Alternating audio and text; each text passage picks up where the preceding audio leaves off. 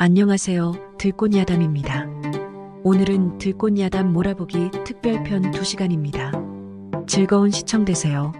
아버지 원수의 딸을 사랑한 강의, 고려 말은 왕권이 흔들리고 외세의 압박이 극심했던 시기로 궁궐은 음모와 배신, 숙청으로 극심한 혼란에 휩싸여 있었습니다. 점차 강해지는 원나라의 간섭과 지방 호족의 반란, 그리고 왕실 내부의 권력 다툼은 나라의 정치를 약화시키고 백성들을 고통에 빠뜨리고 있었습니다. 이러한 혼란 속에서 강윤대감은 강직한 성품으로 왕을 측근해서 보필하며 개혁을 추진했지만 그의 정직함은 오히려 주변 세력의 견제를 받게 되었습니다. 강윤대감은 이조판서로서 재직하며 인재를 등용하고 국가의 문서 및 재정 관리를 책임지는 중요한 직책을 맡고 있었습니다. 한편 강윤대감을 가장 견제하는 인물이 있었으니 이준대감으로 병조판서로 재직하며 군사와 국방을 총괄하는 권한을 가진 인물이었습니다. 그는 자신의 권력을 확대하기 위해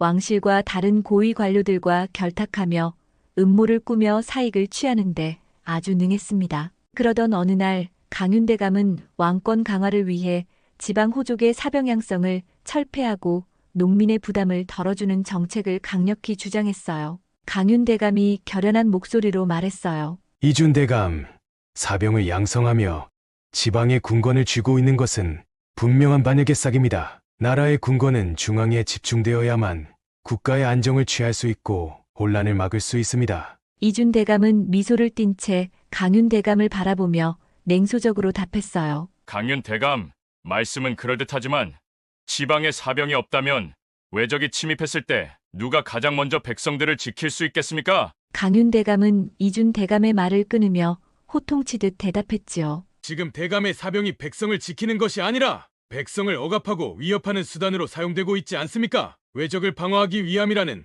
허울 좋은 이유로 백성들의 고열을 짜내고 부당한 세금을 착취하여 자신의 권력을 강화하는 것이 대감의 방어책 아닙니까? 순간 이준대감은 미소가 사라지면서 짐짓 침착한 척하며 말하였지요. 강윤대감, 그렇게까지 말씀하시니 유감입니다. 대감께서 중앙에만 권력을 집중시키려는 것은 지방 호족들을 자극하여 오히려 왕권을 불안하게 만들 수 있다는 것을 왜 모르십니까? 주위 분위기는 싸늘하게 얼어붙어갔습니다. 다른 관리들은 두 대감의 첨예한 대립에 의견을 내놓거나 말을 잇지 못하고 숨죽이고만 있었지요. 왕조차도 고뇌에 찬 표정으로 두 사람을 바라보며 중재를 시도했으나 강윤대감과 이준대감은 서로의 뜻을 굽히지 않고 격렬히 맞서고 있었지요. 강윤대감은 마지막으로 날카롭게 쏘아붙였습니다. 대감의 방침은 결국 나라의 국방을 약화하고 왕권을 흔드는 결과를 초래할 것입니다. 두 대감의 대립은 그날 결론을 내리지 못하고 끝났고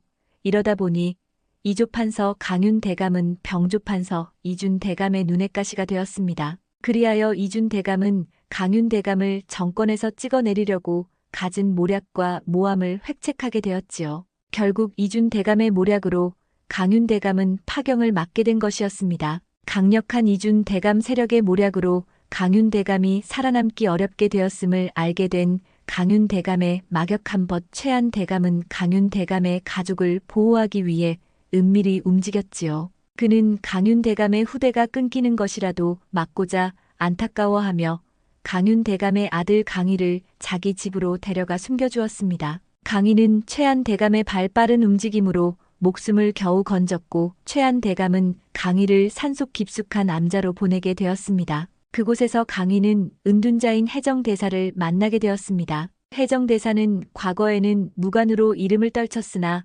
살생과 전쟁의 참혹상의 회의를 느끼고 산속 깊이 은거하며 살아가고 있었습니다. 그는 어린 강희가 앞으로 세상에 나아가 잘 적응하며 살아남을 수 있도록 자신이 가진 모든 지혜와 기법을 전수하기로 결심하였습니다. 강희야, 이 세상은 정의만으로 살아가기엔 너무나 험난한 곳이란다. 내가 강해지지 않으면 너를 지키고자 했던 사람들의 희생도 헛될 것이다. 해정대사는 강희에게 무예뿐만 아니라 사람을 이해하고 세상을 보는 법을 가르쳤습니다. 그렇게 10년의 세월이 흐르게 되었고 강희가 18세가 되어 해정대사에게는 아쉬움과 고마움의 눈물을 꾹 참으며 큰 절을 하고 그렇게 산에서 내려와 세상으로 첫걸음을 하게 되었습니다.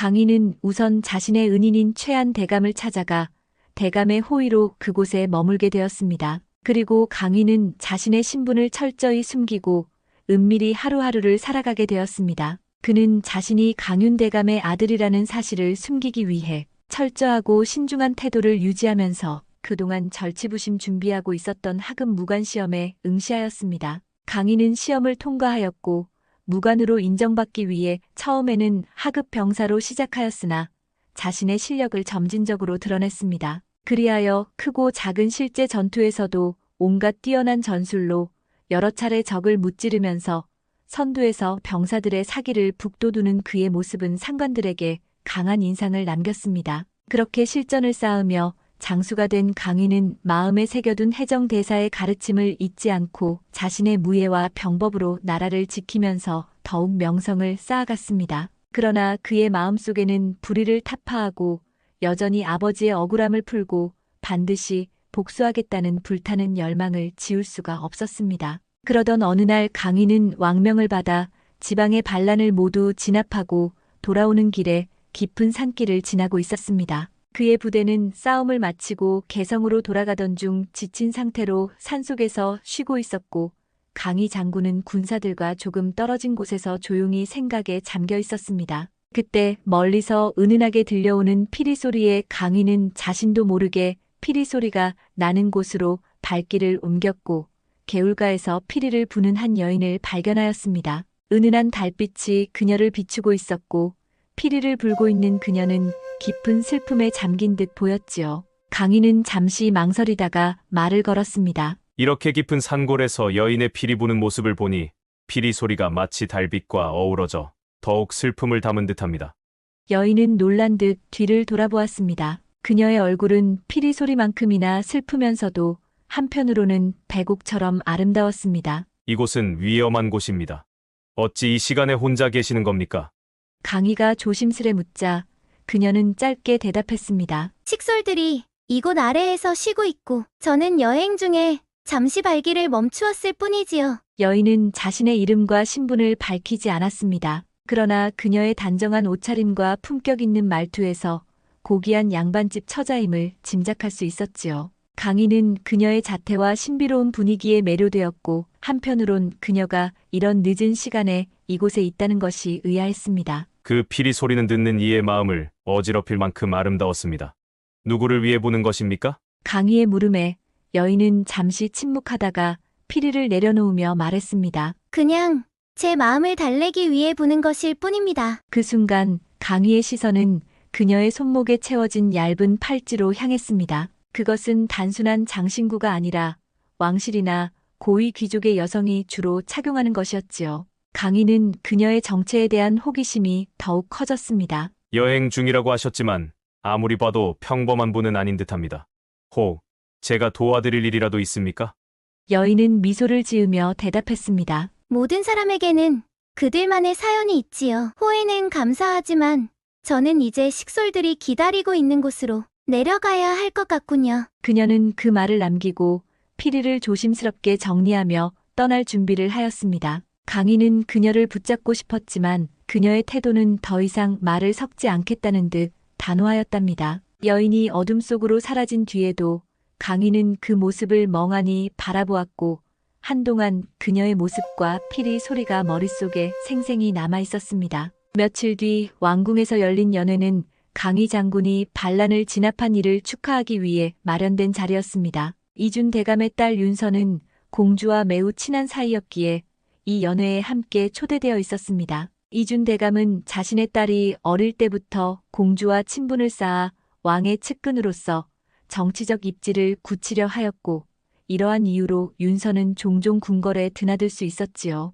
그리하여 이번 연회에서도 윤선은 공주의 곁에 있었고 어쩔 도리가 없이 운명적으로 강희와 다시 마주치게 되었답니다. 윤선은 연회의 한복판에서 우아하게 서 있었고 그녀의 모습은 강희의 눈길을 사로잡았습니다. 우리 초면이 아니지요. 강희는 그녀를 알아보고 반가운 마음에 한 걸음에 다가가 말을 하였지요. 그런 것 같습니다. 그때 만났던 분이 바로 강희 장군이셨군요. 윤선은 다소곳이 고개를 끄덕이며 말했습니다. 장군님이 반란을 진압하셨다는 소문을 들었습니다. 장군님의 용맹에 경의를 표합니다. 대화는 간단히 끝났지만 윤서의 부드러운 말투와 눈빛은 강희의 마음속에 작은 흔들림을 남겼습니다. 연애가 이어지는 동안 두 사람은 몇 번 더 마주쳤고 윤서도 강희에게 은근히 관심을 보였습니다. 연애가 길어지면서 강희는 우연히 왕궁의 뒤뜰에서 윤서를 다시 마주치게 되었습니다. 그녀는 연애의 북적임을 피해 달빛 아래 산책을 하고 있었지요. 강희는 그녀를 보고 잠시 멈칫하다가 말을 걸었습니다. 연회장에서 이렇게 나와 계실 줄은 몰랐소.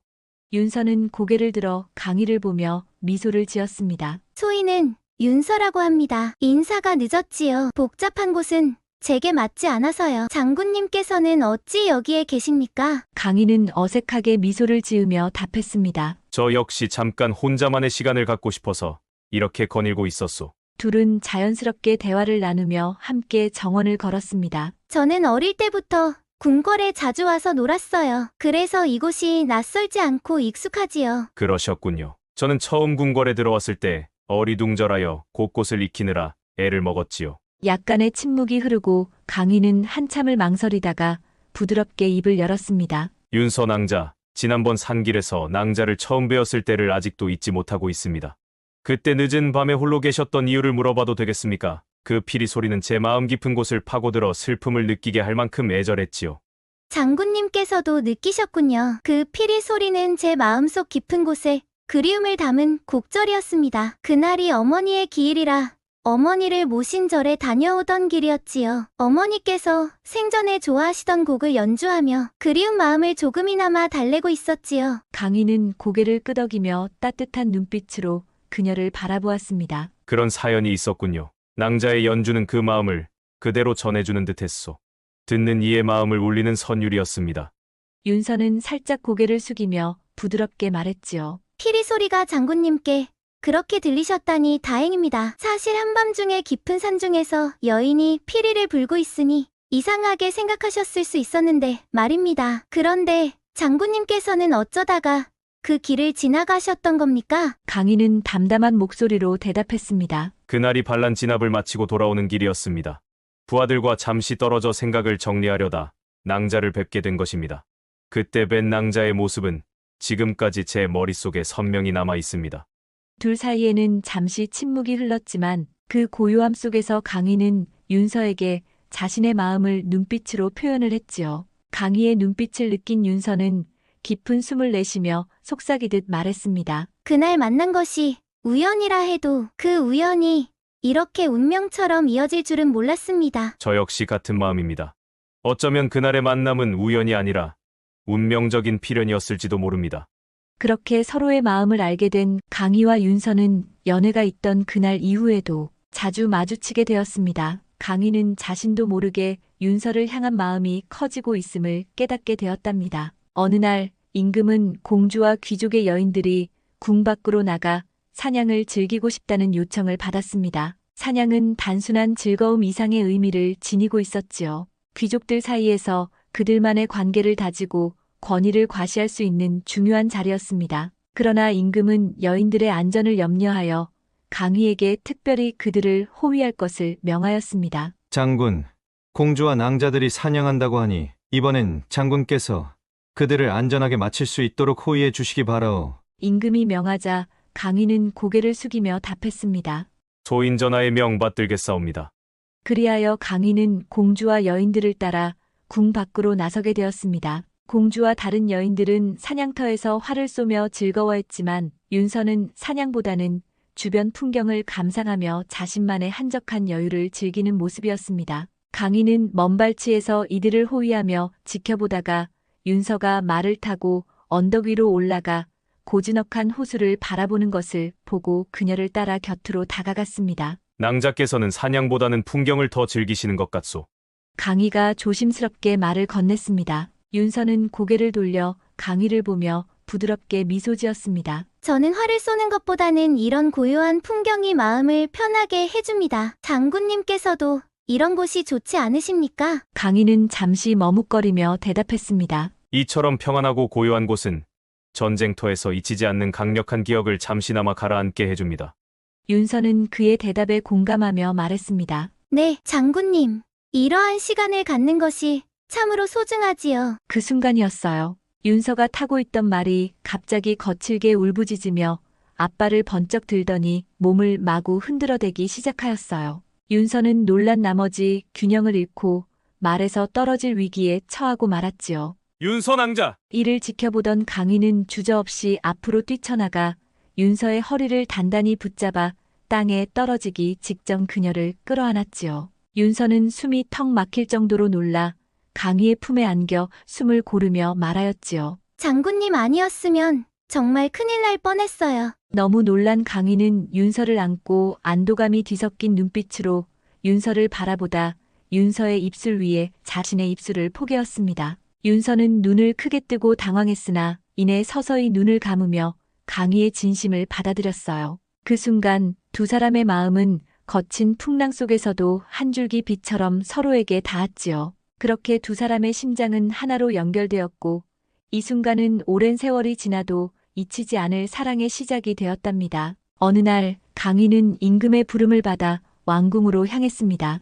임금은 강희에게 최근 왕궁 내에서 권력 다툼과 관련된 이상한 움직임이 있다는 이야기를 전하며 이를 조사해 달라고 명령하였습니다. 강희는 임금의 신뢰를 받는 적임자로서 이 임무를 맡게 되었고 최고의 권력자인 이준 대감과 그의 주변 세력들에 대해 조사를 하게 되었습니다. 강희는 관련된 문서와 기록을 찾기 위해 궁궐 내 기록보관소를 방문했습니다. 그는 문서를 검토하며 이준 대감의 이름이 언급된 여러 사건을 조사하기 시작하였습니다. 그러던 중 아버지 강윤 대감의 죽음과 관련된 몇 가지 문서를 발견하게 되었지요. 강희는 문서를 읽어내려가는 내내 손이 부들부들 떨리는 것을 느꼈습니다. 아버지의 억울한 죽음 뒤에 이준 대감이 있었다는 사실이 강희에게는 큰 충격으로 다가왔습니다. 온통 그는 머릿속에서 윤서의 얼굴과 이준 대감의 모습이 겹치는 것을 막을 수 없었습니다. 그날 밤 강희는 자신을 숨겨주었던 최한 대감을 찾아가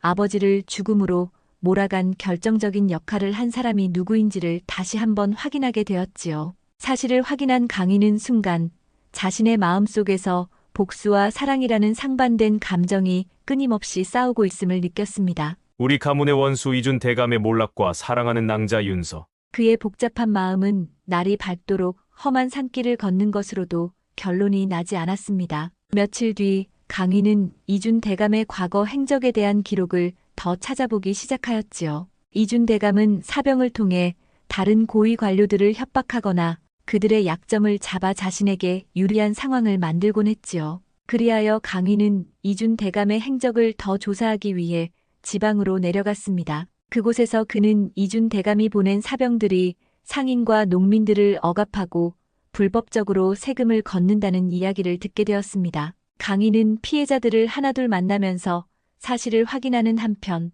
이준 대감이 어떤 방식으로 자신의 사욕을 챙기고 있었는지에 대해 구체적인 증언을 수집했습니다. 조사를 이어가던 중 강희는 한 노인의 집을 찾게 되었습니다. 노인은 강희에게 이준 대감의 사병들이 과거에 그의 마을을 습격했던 이야기를 들려주었습니다. 그들은 탄지 경고를 한다는 이유로 우리 마을을 초토화시켰습니다. 내가 약초를 캐러 산에 올라간 사이 내 아들 레미와 며느리, 손자까지 모두 그들의 손에 죽었습니다. 나는 죽음보다 더한 고통 속에서 살고 있습니다. 그날 다행히 서당에 공부하러 갔던 큰손자가 늦게 들어와 나와 큰손자만 남고 모두 이준대감의 사병들 손에 죽임을 당하게 되었습니다. 그럼 그 손자분도 지금 함께 살고 계십니까? 강희는 안타까운 마음으로 노인에게 큰 손자의 안부를 물었지요. 하지만 노인은 머뭇머뭇 큰 손자에 대해 이야기하지 않았습니다. 뭔가 이상함을 감지한 강희는 자신의 임무를 구체적으로 노인에게 말하였지요. 그러자 노인은 어렵게 입을 떼었습니다. 우리 큰손자 이름은 정의인데 그 길로 개성으로 갔다오. 가족의 억울한 죽임에 복수의 칼을 갈고 떠났는데 수년이 되도록 죽었는지 살았는지 소식조차 모르고 이렇게 지내고 있다오. 강희는 이 정보를 토대로 정노라는 이름을 가진 자를 찾기 시작했습니다. 몇 차례의 수소문 끝에 그는 정노가 이준 대감의 집에서 하인으로 일하고 있다는 것을 확인했습니다. 강희는 정노에게 접근하기 위해 신중하게 계획을 세웠습니다. 그는 정노가 시장에서 물건을 사는 날을 노려 은밀히 말을 걸었습니다. 여보게, 자네가 이준 대감 집에서 일하는 하인 정노인가? 그렇습니다만 무슨 일이십니까? 정노, 내가 자네의 고향 이야기를 들었네. 자네의 고통과 분노를 이해하고 나 또한 이준 대감의 죄를 밝히려 한다네. 우리의 목표는 같을 것이니 자네의 도움을 구하고 싶네. 강희의 진지한 태도에 정노는 처음에는 경계했지만 강희가 자신의 이야기를 알고 있고 할아버지 이야기까지 하자 놀라며 경계를 풀고 이야기를 시작하였지요. 정노는 강희에게 자신의 과거와 이준 대감의 악행을 털어놓으며 복수를 다짐했던 날의 이야기를 들려주었습니다. 저는 그의 하인으로 들어가 충성을 가장하며 기회를 기다리고 있습니다. 그러나 혼자서는 그를 무너뜨릴 힘이 없어 기회를 봐서 그를 죽이려 했지만 이준 대감만 죽는다고 일이 모두 정리되는 것은 아니지요. 장군님이 진실을 밝혀 그 세력을 소탕해 주신다면 제 모든 것을 바치겠습니다. 그리하여 정노를 통하여 이준 대감집에서 일어나는 많은 일들을 더욱 상세하게 알 수 있게 되었고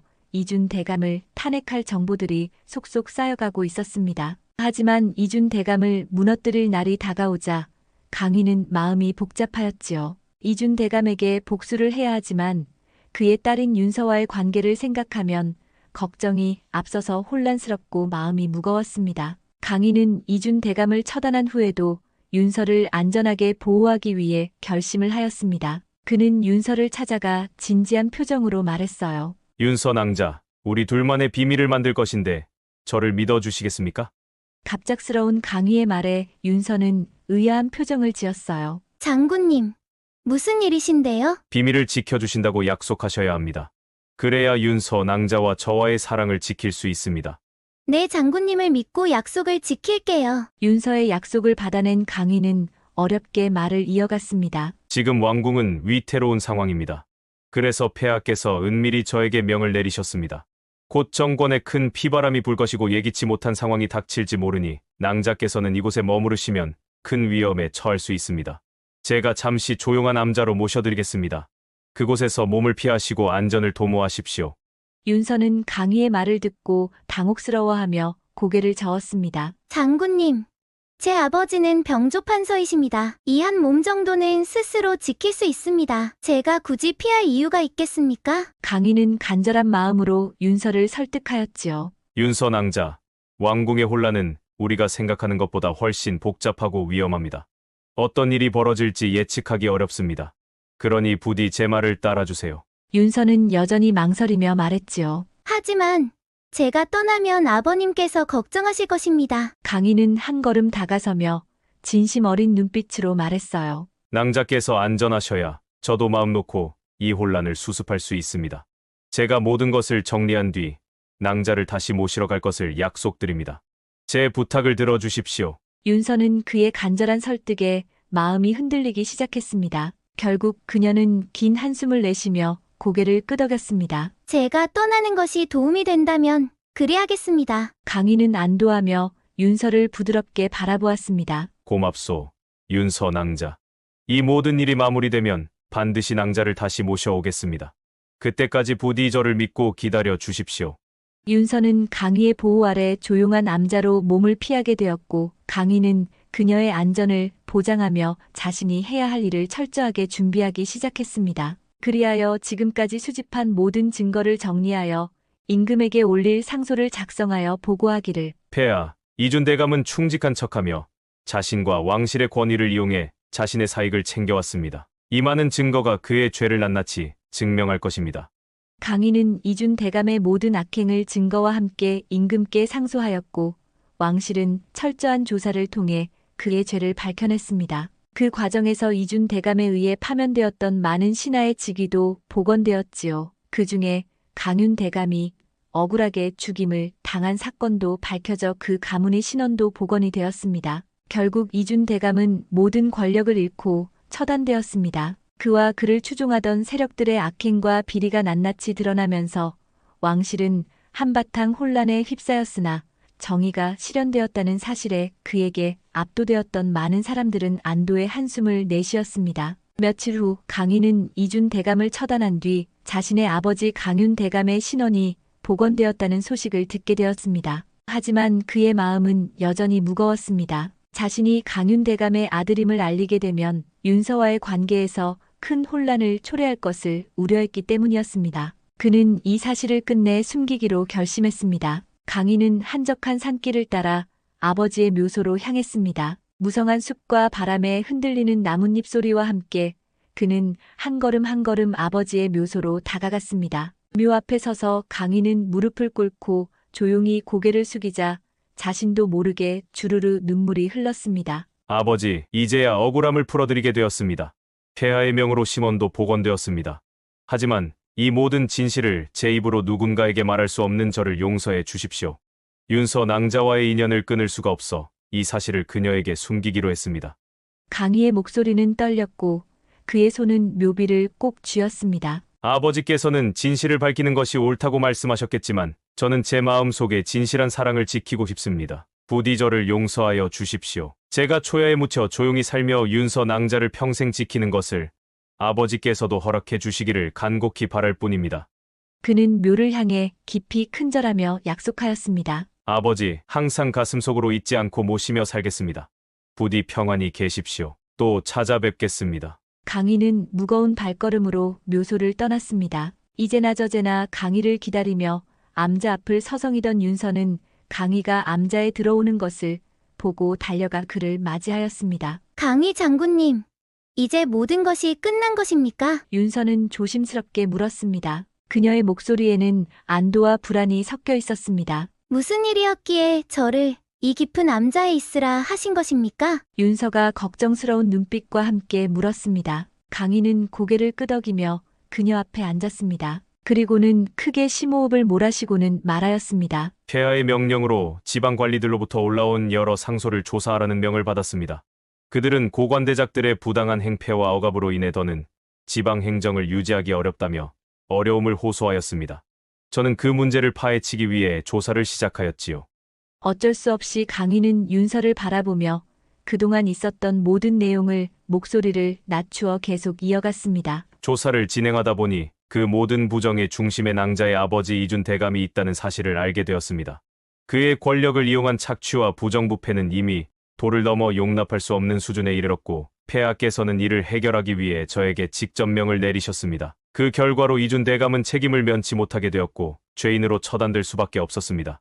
윤서는 그의 말을 들으며 고개를 떨군 채 흐르는 눈물을 감출 수 없었지요. 아버님께서 그토록 큰 잘못을 저지르셨다니 어떻게 이런 일이 있단 말입니까? 이제 소인은 누구를 의지하고 어떻게 고개를 들고 살아야 한단 말입니까? 강희는 그녀의 손을 꼭 잡으며 진심 어린 목소리로 말했습니다. 윤서 낭자, 제가 이 모든 일을 조사하면서 가장 걱정했던 것은 낭자였습니다. 낭자께서 이 일로 인해 위험에 처할까 두려웠습니다. 그래서 이렇게 암자로 모셔온 것입니다.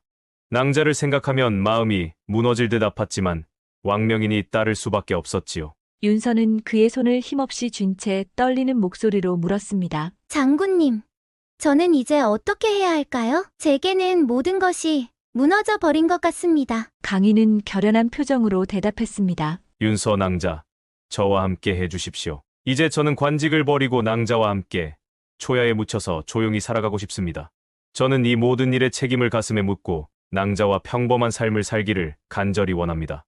윤서는 강희의 진심이 담긴 눈빛을 보며 한참 동안 아무 말도 하지 못했습니다. 윤서는 그의 말에서 자신을 향한 깊은 사랑과 애정을 느꼈습니다. 하지만 역적의 딸과 함께 살다가 강희까지 죽임을 당할 수 있기에 윤서는 선뜻 대답하지 못했습니다. 그녀는 천천히 고개를 끄덕이며 말했습니다. 장군님, 저도 함께하고 싶습니다. 하지만 자칫하면 장군님까지 위험해질 수 있는데 소녀가 어찌 장군님까지 위험한 길을 선택할 수 있겠습니까? 윤서의 뜨거운 눈물을 닦아주며 강희가 말하였지요. 윤서 낭자, 어차피 낭자 없는 내 삶은 이제 아무런 의미가 없소. 하루를 살더라도 사랑하는 낭자와 함께하는 삶을 선택하겠소. 부디 나와 함께 떠나길 간청하오. 윤서도 어렵게 말하였어요. 이 모든 혼란을 뒤로하고 조용히 살 수 있다면 그것이 저에게도 큰 위로가 될 것입니다. 그날 이후 강희와 윤서는 관직을 버리고 모든 것을 뒤로한 채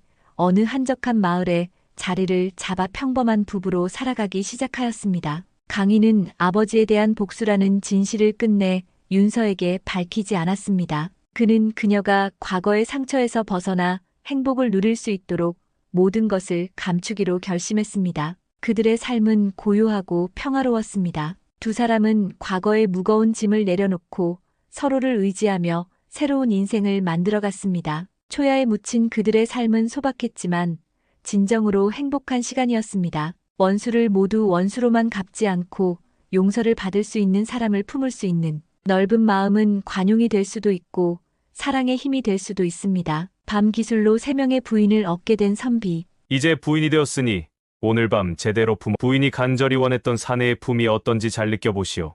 아마도 고통과 쾌락이 공존하며 그 늪에 빠질 것이오.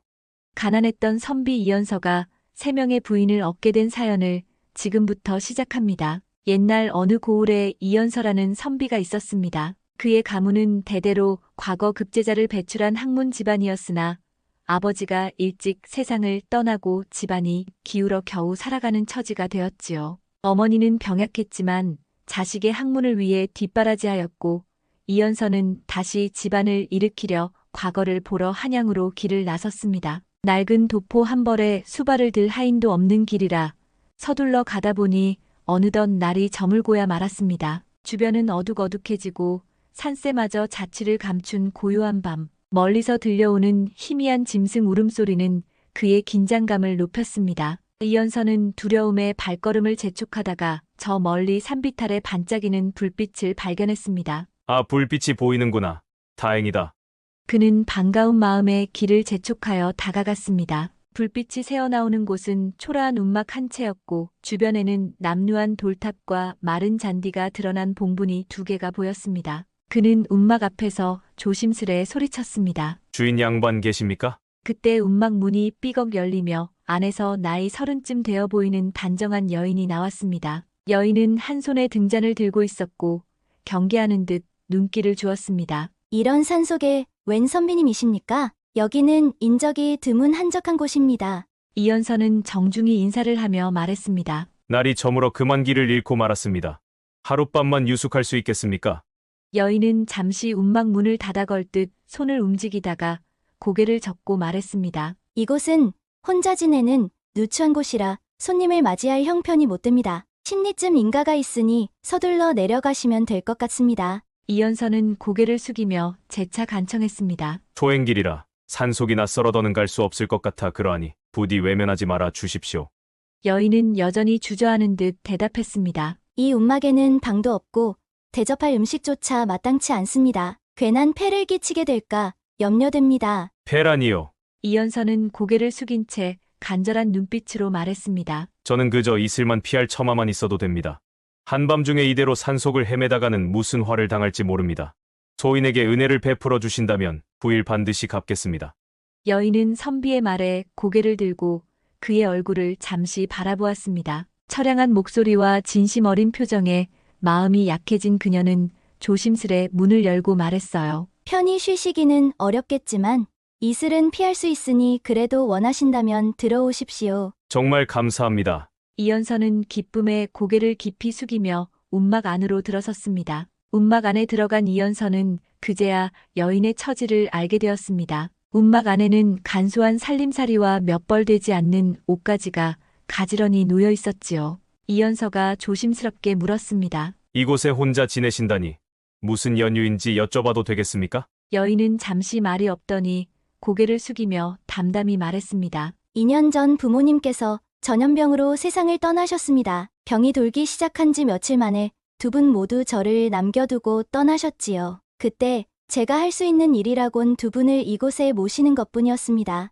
그녀의 목소리에는 애써 감정을 누르려는 듯한 떨림이 묻어 있었습니다. 저는 외동딸로 부모님의 사랑을 듬뿍 받고 자랐습니다. 그 은혜를 조금이라도 갚을 겨를도 없이 2분을 잃고 나니 너무나 원통하고 한스러워 그저 여기 머물며 2분 곁을 지키고자 했습니다. 이연서는 여인의 이야기를 들으며 마음 한구석이 저릿해지는 것을 느꼈습니다. 여인의 몸으로 혼자서 이 외진 곳에서 심요살이 하시다니 참으로 지극한 효심입니다.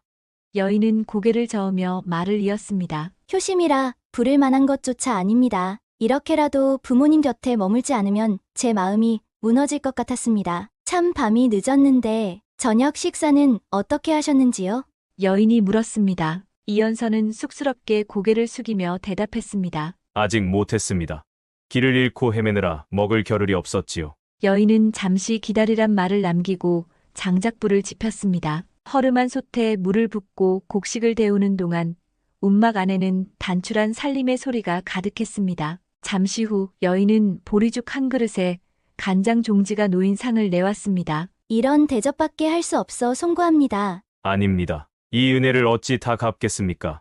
선비는 고맙게 두 손으로 상을 받았고 허기진 배를 달래며 죽을 천천히 떠먹었습니다. 그러다 무심코 여인을 다시 한번 찬찬히 살펴보았습니다. 행색은 분명 초라했으나 여인은 기품이 서려 있었습니다. 여인이 상을 물리려고 허리를 굽힐 때 촛불에 비친 목덜미의 하얀 곡선이 이연서의 시선을 사로잡았습니다. 그는 급히 고개를 돌렸지만 그 순간 마음 한편에 설레는 감정이 일었습니다. 밤이 깊고 좁은 움막 안에 나란히 누운 두 사람은 고요한 밤의 정적에 여인의 숨소리가 들려왔고 여인의 고운 숨소리가 들려올 때마다 이연서의 심장은 크게 뛰었지요. 쿵쾅대는 심장 소리에 잠을 이룰 수 없던 이연서는 이윽고 자는 척하며 몸을 뒤척였습니다. 그러다 조심스럽게 다리를 뻗어 여인의 발목 위에 올렸습니다. 숨소리가 멎은 듯한 정적이 움막 안을 가득 채웠고 여인은 곧 다리를 천천히 들어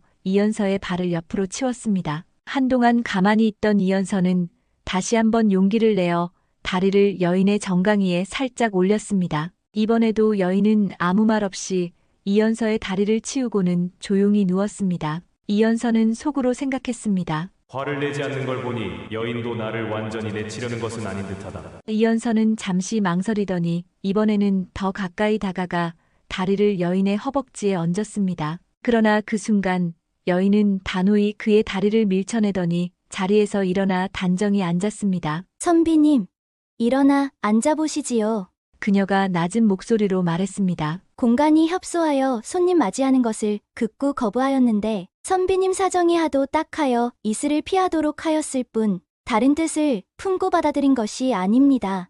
여인은 잠시 이연서를 내려다보며 말했습니다. 선비님, 저를 품고 잠을 자고 싶으시다면 제가 내는 문제의 답글을 채워보세요. 이연서는 이 제안이 기회라 생각하며 고개를 끄덕였습니다. 좋습니다. 그럽시다. 문제를 내주십시오. 여인은 가만히 입가에 미소를 띠며 운을 뗐습니다. 문제는 이렇습니다. 신군 봉화락의 답글을 채우시지요.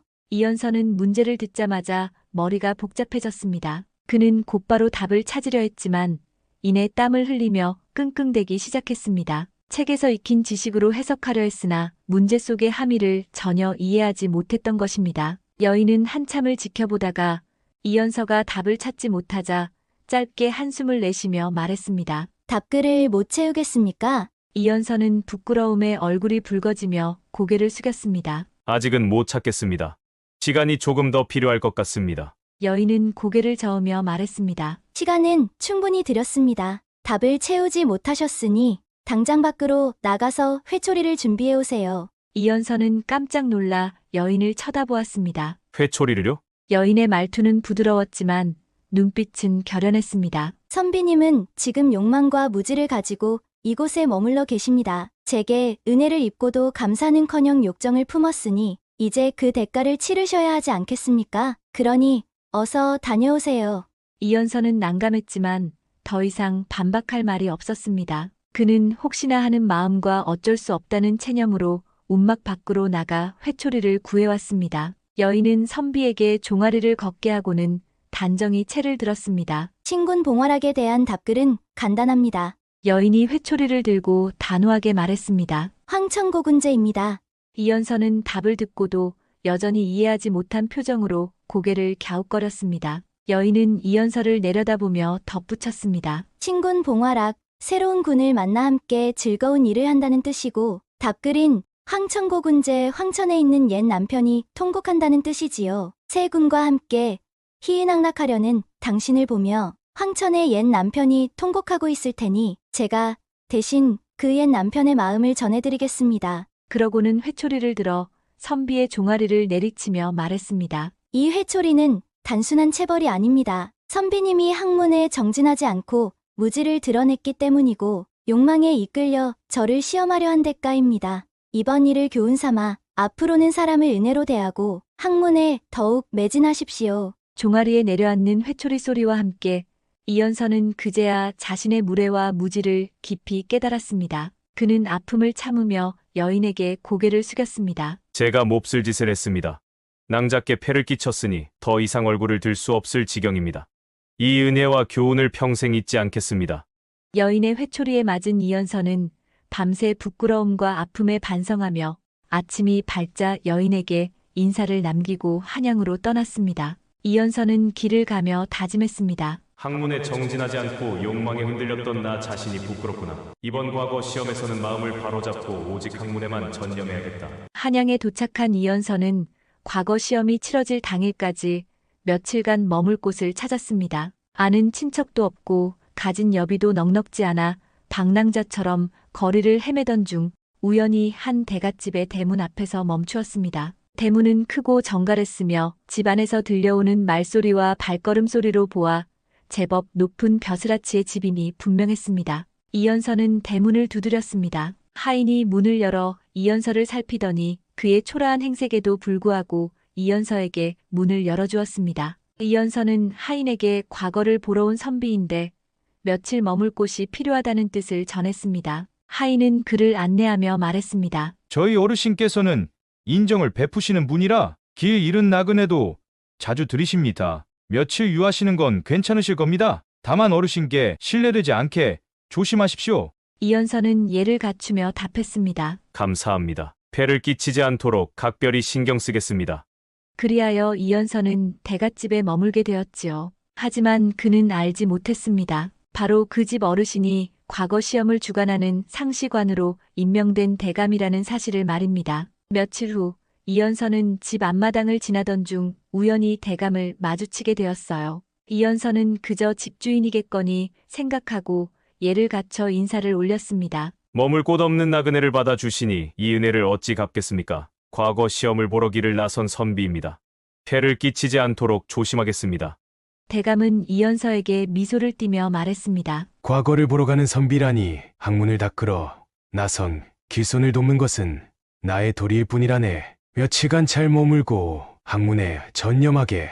대감의 품위와 온화한 태도에 이연서는 감격했습니다. 하지만 그는 여전히 대감이 시험을 주관할 상시관이라는 사실을 알지 못했습니다. 과거 시험을 하루 앞둔 밤, 이연서는 대갓집 객방에서 홀로 책을 읽고 있었습니다. 밤이 깊었지만 그는 책에서 눈을 떼지 않고 학문에 몰두하고 있었지요. 그러던 중 방문이 조용히 열리는 소리가 들렸어요. 그는 고개를 들어 방문 쪽을 바라보았습니다. 복숭아꽃같이 고운 여인이 방문 밖에 서 있었습니다. 얼핏 보기에 단아한 옷차림이 품격을 보여주었으나 그녀의 눈빛에는 어딘지 모를 망설임과 간절함이 서려 있었습니다. 문을 열었으니 들어오십시오. 이연서가 말했습니다. 여인은 잠시 머뭇거리더니 천천히 방 안으로 들어섰습니다. 그러나 방 안에 들어와서도 그녀는 말없이 서 있을 뿐 아무런 말을 꺼내지 못했습니다. 무슨 일로 이 밤중에 제 방을 찾아오셨습니까?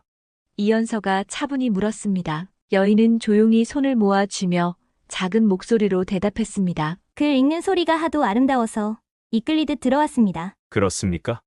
이연서가 미소를 지으며 책을 들어보였습니다. 글 소리가 좋았다면 같이 읽어보시겠습니까?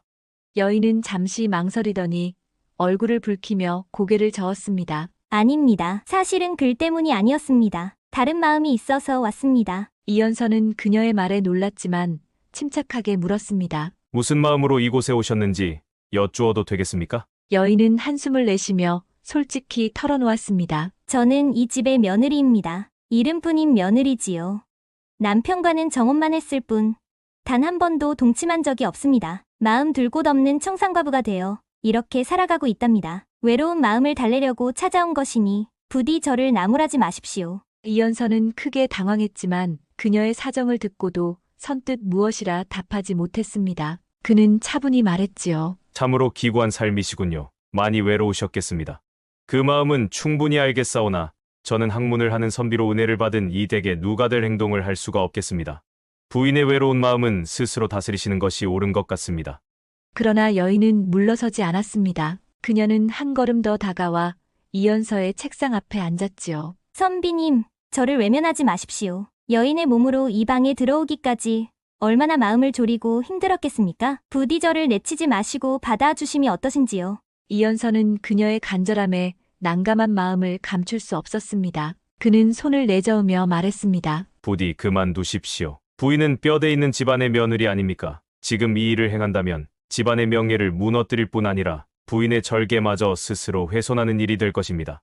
그러나 여인은 그의 말을 듣고도 물러서지 않았습니다. 오히려 그의 손을 잡으며 애원했습니다. 절개란 무슨 소용입니까? 이미 제 삶에는 아무런 의미도 없습니다. 저를 이 외로움에서 구해 주십시오. 이연서는 손을 뿌리치며 자리에서 일어섰습니다. 이 일이 알려지면 부인의 명예도 제 명예도 모두 잃게 됩니다. 그러니 제발 물러가 주십시오. 그러나 여인은 그의 말을 듣지 않았습니다. 그녀는 마지막으로 한 걸음 더 다가와 말했어요. 명예도 도리도 이제 제게는 아무런 의미가 없습니다. 소인 이대로 밖으로 나가게 되면 이 치욕을 감당하지 못해 스스로 목숨을 끊을 것입니다. 그러니 부디 저를 외면하지 마십시오. 한 번이라도 남자를 품어보고 죽고 싶습니다. 여인의 애절한 몸부림에 이연서는 한참 동안 여인의 눈빛을 마주하며 고민에 빠졌습니다. 그녀의 간절함이 위태로웠고 이 상황을 잘못 처리하면 여인의 목숨까지도 위태로워질 수 있음을 깨달았습니다. 그는 여인의 절개를 지키며 이 위기를 벗어날 방법을 생각한 끝에 지혜롭게 이 상황을 정리할 방도를 떠올렸습니다. 좋습니다. 이연서가 차분히 입을 열었습니다. 부인의 마음이 진심이라면 제가 하나의 문제를 내겠습니다. 답글을 채우실 수 있다면 그때는 부인의 뜻을 받아들이겠습니다. 여인은 그제야 마음에 희망이 생긴 듯 고개를 끄덕였습니다. 문제가 무엇입니까? 이연서는 엄숙히 고개를 끄덕이며 운을 뗐습니다. 진군 봉화라. 여인은 그의 문제를 듣고 잠시 머뭇거리며 생각에 잠겼습니다. 그러나 아무리 생각해도 답글을 떠올릴 수 없었습니다. 시간이 흘러도 여인이 입을 열지 않자 이연서는 조용히 물었습니다. 답글을 채우지 못하겠습니까? 여인은 낯이 뜨겁게 달아오르며 고개를 저었습니다. 못 채우겠습니다. 그렇다면 나가서 회초리를 만들어 오십시오. 여인은 깜짝 놀라 그를 쳐다보았습니다. 해초리를요? 어찌 그런 말씀을 하십니까? 이연서는 단호히 말했습니다. 답글을 못 채우셨으니 그에 합당한 체벌을 할 것입니다. 여인은 혹시나 하는 마음과 어쩌겠는가 하는 체념으로 후원에 나가 회초리를 만들어 왔습니다. 그녀의 손에는 마른 나뭇가지가 들려 있었고 그녀는 그 채를 이연서에게 건넸습니다. 이걸로 어찌하시려는지요? 여인이 묻자 이연서는 단호하게 대답했습니다. 이제 부인의 종아리를 걷어 주십시오. 여인은 주저하다 어쩔 수 없이 종아리를 걷었고 이연서는 회초리로 그녀의 종아리를 마구 내리치기 시작했습니다. 매가 떨어질 때마다 여인은 깜짝 놀라 몸을 움츠렸지만 이연서의 말이 이어지며 그 뜻을 깨닫기 시작했습니다. 진군 봉화라. 새로 난 군과 함께 즐겁게 놀겠다는 뜻입니다. 그리고 답글은 황천고군제입니다. 이는 황천에 있는 옛 남편이 통곡한다는 뜻이지요. 새 군과 즐기면 죽은 옛 남편이 비탄에 빠진다는 말입니다. 그 말을 들은 여인은 자신이 행하려던 일이 얼마나 무모한 일이었는지 깨닫고 눈물을 흘렸습니다. 제가 어리석었습니다. 욕망에 눈이 멀어 남편의 혼을 배신하려 했습니다. 한편 이 모든 광경은 우연히 저택을 거닐던 상시관 대감에게 고스란히 목격되고 있었습니다. 그는 멀찍이 객방의 창을 통해 며느리가 회초리에 맞는 모습을 보고 마음이 무겁고 안타까웠습니다. 내 며느리의 처지를 몰랐던 것은 아니지만 저 선비의 대응은 과히 남다르구나. 보통 놈들이었으면 여인을 품고야 말았을 텐데 저 선비는 끝내 욕망을 거절하고 여인을 바로잡으려 했다. 대감은 깊이 감탄하며 생각했습니다. 학문과 품성을 겸비한 선비면 반드시 큰 인재가 될 것이다. 내일 과거 시험에서 그를 꼭 합격시켜야겠다. 다음 날 과거 시험이 열렸습니다. 시험관인 상시관 대감이 낸 시제는 바로 신군 봉화락이었습니다. 시제를 듣는 순간 이연서는 전날 밤의 일이 떠올라 얼굴이 잠시 굳었지만 이내 침착하게 붓을 들었습니다. 그는 시제의 깊은 의미를 곱씹으며 황천고군제를 답글로 삼아 글을 써내려갔습니다. 욕망을 극복하고 올바른 도리를 지키는 삶을 주제로 한 그의 글은 단연 돋보였고 결국 그는 장원급제의 영예를 안았어요. 장원급제자로 선발된 이연서는 곧바로 왕의 명을 받아 암행어사로 임명되었습니다. 그는 깊은 학문과 올바른 인품을 겸비한 인재로 왕의 신임을 얻었고 임지로 떠나기 전에 상시관 대감의 집에 인사차 들르게 되었답니다. 대감은 이연서를 반갑게 맞이하며 칭찬을 아끼지 않았지요. 과거 시험에서 자네의 글을 읽고 이 나라에 큰 인재가 탄생했다는 것을 알 수 있었네. 이제 암행어사가 되었으니 백성을 위해 공정한 법을 펼치길 바라네. 이연서는 공손히 인사하며 감사의 뜻을 표했습니다. 그러나 대감은 곧 진지한 표정으로 말을 이었습니다. 자네의 사람 됨됨이를 내가 누구보다도 잘 알고 있네. 그래서 감히 간곡히 부탁하러 나섰네. 무슨 말씀이신지요? 이연서가 고개를 숙이며 물었습니다. 대감은 한숨을 내쉬며 말했어요. 나에겐 청산과부 며느리가 있다네. 내 아들과 정식으로 혼인했지만 단 한 번도 동침하지 못한 채 청산과부로 살아가고 있네. 나는 더 이상 그 아이를 이대로 두고 볼 수가 없네. 자네 같은 올바른 사람이라면 내 며느리를 잘 보살필 수 있을 거라 믿네. 그러니 부디 그 아이를 데려가 주게. 이연서는 조심스럽게 고개를 저으며 대답했습니다. 대감 어른, 저는 이미 혼인을 한 몸입니다. 제 아내가 있는 상황에서 어찌 또 한 사람을 제 곁에 두겠습니까? 그건 제 도리가 아닙니다. 대감은 그의 말을 듣고도 물러서지 않았습니다. 내 며느리는 이미 삶의 희망을 잃은 사람이네. 자네라면 그 아이의 삶에 새로운 희망을 줄 수 있을 것 같네. 이미 벼슬길에 올랐고 첩을 둔다고 도리에 어긋나는 것도 아니니 며느리를 첩으로 삼아주게. 그 아이를 그냥 두고 간다면 나도 평생 죄책감을 안고 살아가게 될 걸세. 대감의 간곡한 부탁과 여인의 처지를 떠올리며 이연서는 한동안 말을 잇지 못했습니다. 결국 그는 깊은 고민 끝에 대감의 뜻을 받아들였습니다. 그리하여 그날 밤 이연서는 대감의 허락 아래 여인과 초야를 치르기로 했습니다. 대감댁에 작은 별채가 준비되었고 방 안에는 단아한 등불과 깨끗한 이불이 깔려 있었습니다. 여인은 정갈한 옷으로 갈아입고 연서를 기다렸지요. 연서가 방에 들어섰을 때 여인은 다소 긴장된 표정으로 그를 맞았습니다. 방 안의 분위기는 조용했지만 서로의 숨결이 은근히 느껴지는 긴장이 맴돌았습니다. 우리가 이렇게 인연이 될 운명이었나 봅니다. 내 부인의 종아리를 친 것을 용서하시오. 이연서가 조용히 말을 꺼냈습니다. 여인은 미소를 지으며 고개를 숙였습니다. 서방님 덕분에 많은 깨달음을 얻었고 절개를 지켜 이렇게 떳떳한 부부관계를 맺게 되었으니 회초리 맞은 것이 대수겠습니까? 이연서는 그녀에게 다가가 앉으며 따뜻하게 그녀의 손을 잡고 말하였지요. 이제 부인이 되었으니 오늘 밤 제대로 품어주리다. 부인이 간절히 원했던 사내의 품이 어떤지 잘 느껴보시오. 아마도 고통과 쾌락이 공존하며 그 늪에 빠질 것이오. 고통마저 짜릿한 서방님의 품을 알았으니 이보다 더 큰 행복이 어디 있겠습니까? 방 안의 촛불은 밤이 깊어지도록 부드러운 빛을 내리며 두 사람을 감싸주었습니다. 그렇게 둘째 부인을 맞아들인 이연서는 문득 자신이 장원급제하고 암행어사로 되기까지 중요한 사람이 있음을 깨달았습니다. 그것은 바로 과거로 가던 길에 외딴 산중에서 만났던 심요살이를 하던 여인이었습니다. 그 여인이 없었다면 나는 이 자리까지 오를 수 없었을지도 모른다.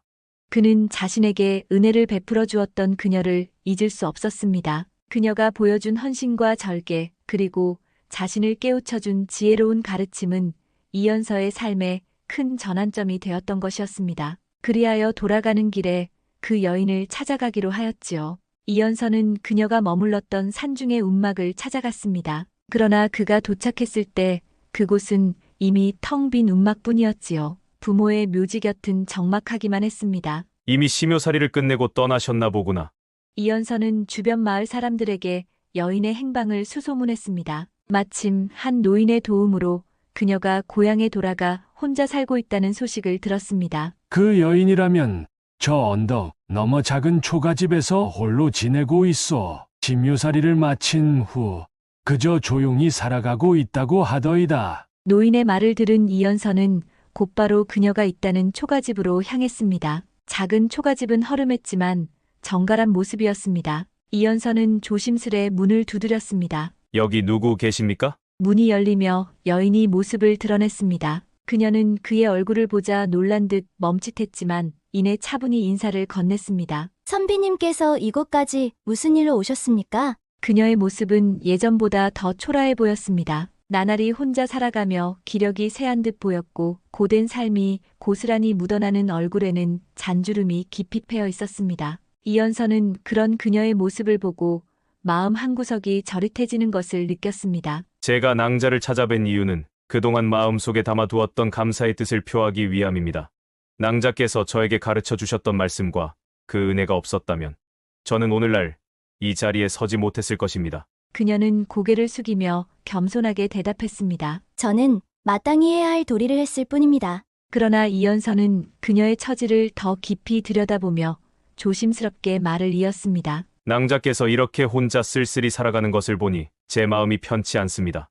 제가 감히 낭자께 청하건대 제 부인이 되어 저와 함께 제 고향으로 내려가시면 어떠신지요? 그녀는 이연서의 말을 듣고 당황하며 고개를 저었습니다.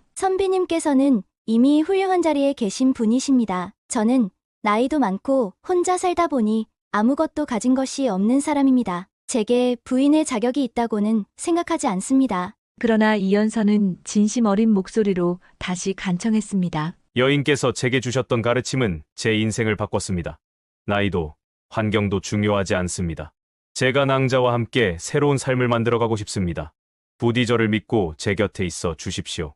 여인은 한참 동안 말없이 그를 바라보았습니다. 이내 조용히 한숨을 내쉬며 말했어요. 제 처지에 혼처를 기대하기는 어렵겠지요. 선비님께서 제게 손을 내미셨으니 제가 부족하더라도 선비님의 뜻을 따르겠습니다. 그리하여 이연서는 그녀를 부인으로 맞아들였습니다. 그는 그녀를 포함한 두 부인과 함께 고향으로 내려갔습니다. 고향에서 세 부인은 서로를 존중하며 화목하게 생활했고 이연서는 가문과 지역사회에서 학문과 덕망으로 존경받는 삶을 이어갔습니다. 이연서는 끝내 자신을 일깨워준 여인들과의 인연을 소중히 여기며 세 사람 모두에게 헌신적인 남편의 도리를 다했답니다. 들꽃 야담을 시청해주시는 여러분, 오늘 하루도 행복하시고 늘 건강 챙기시기 바랍니다.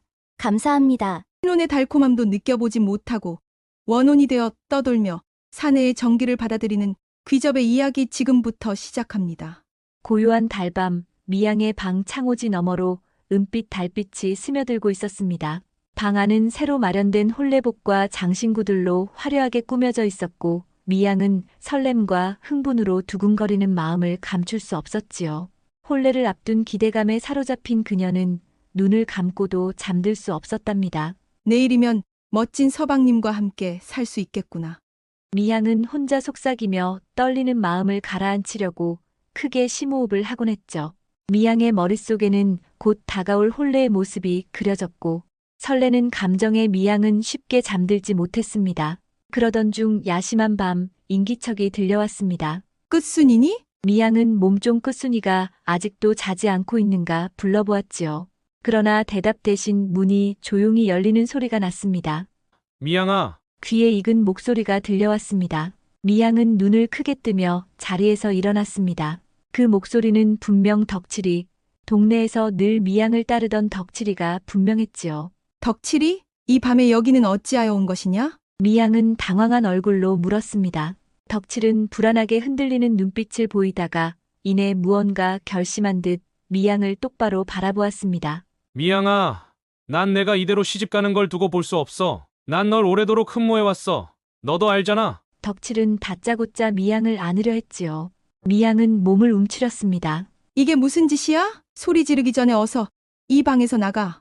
덕칠의 얼굴은 점점 일그러지며 계속해서 손을 내밀었습니다. 미양아, 잠시만. 너를 보내기 전에 한 번이라도 내 마음을 전하고 싶었어. 제발 내 마음을 받아줘. 나는 내일 혼이 날 몸이야.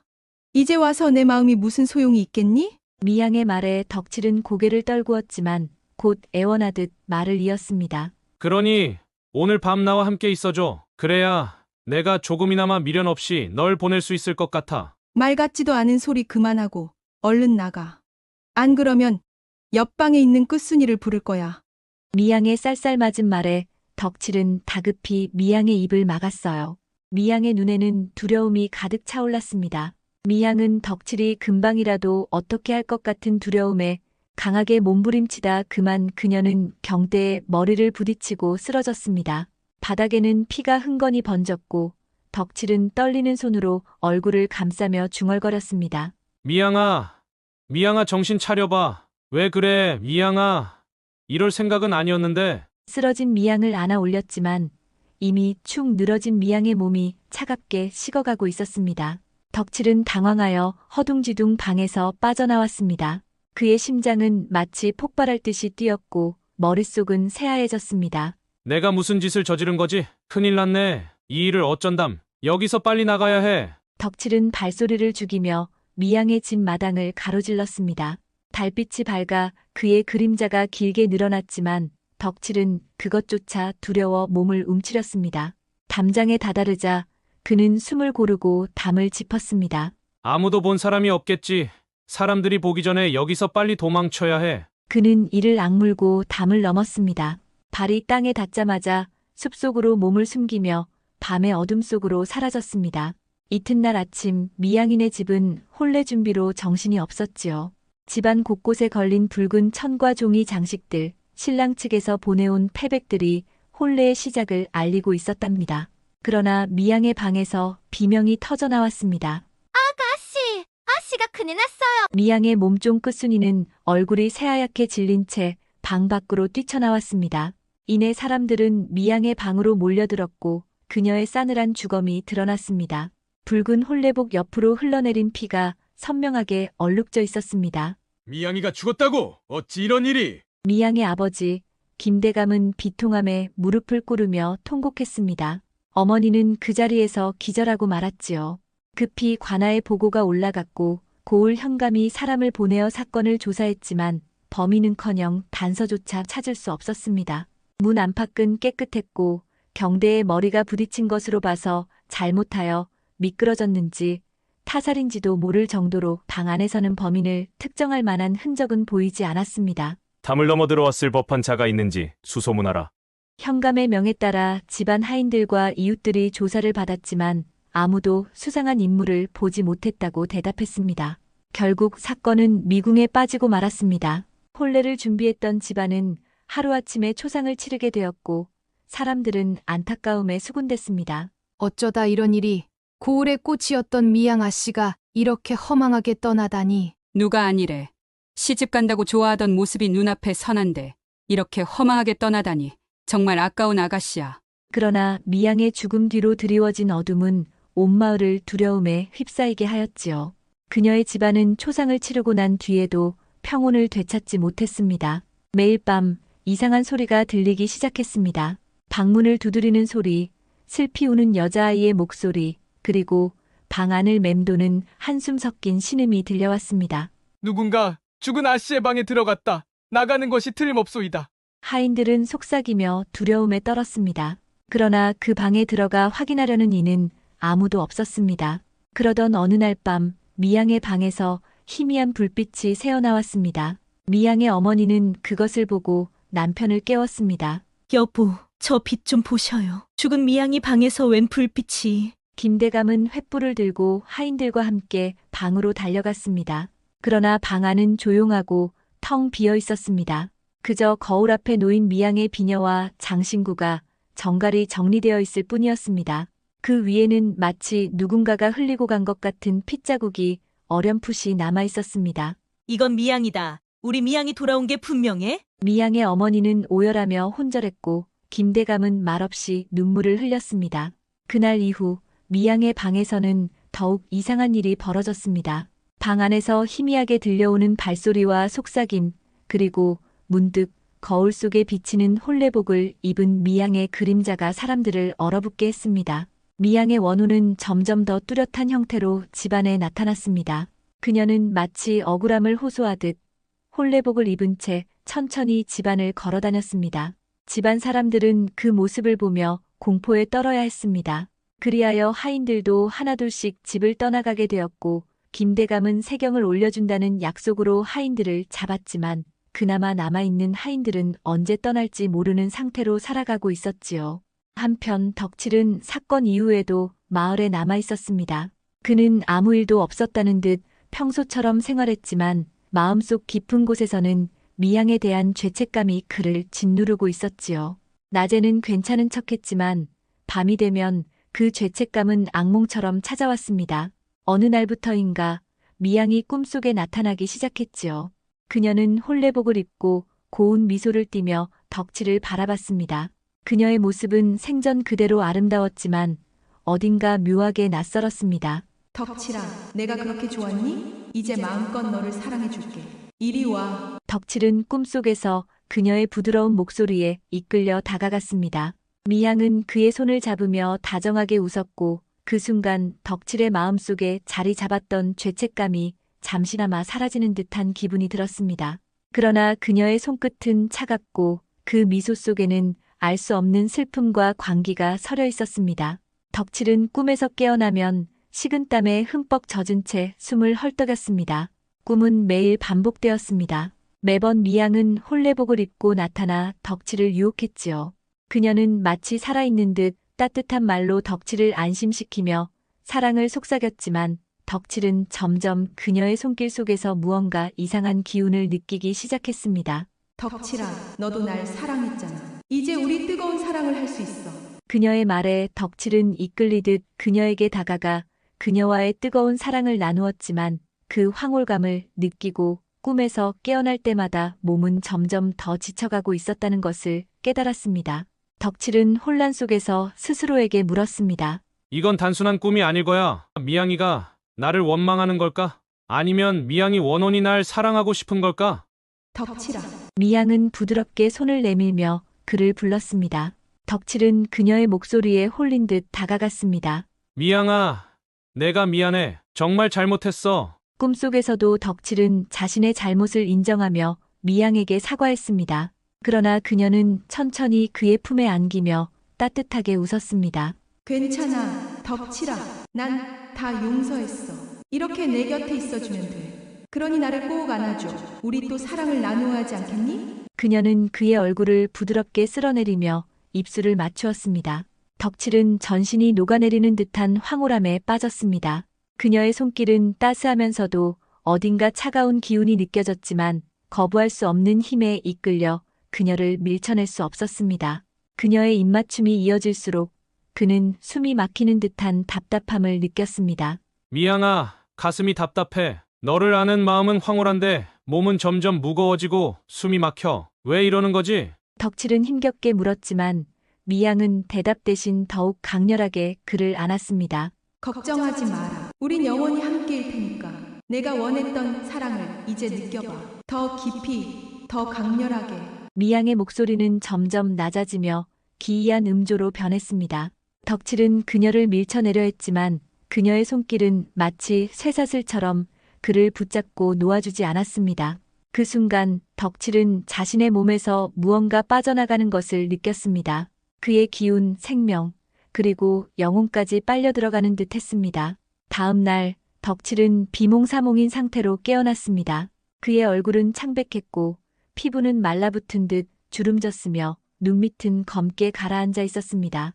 마을 사람들은 덕칠을 보고 수군댔습니다. 덕칠이 저놈 왜 저리 사가버린 게냐?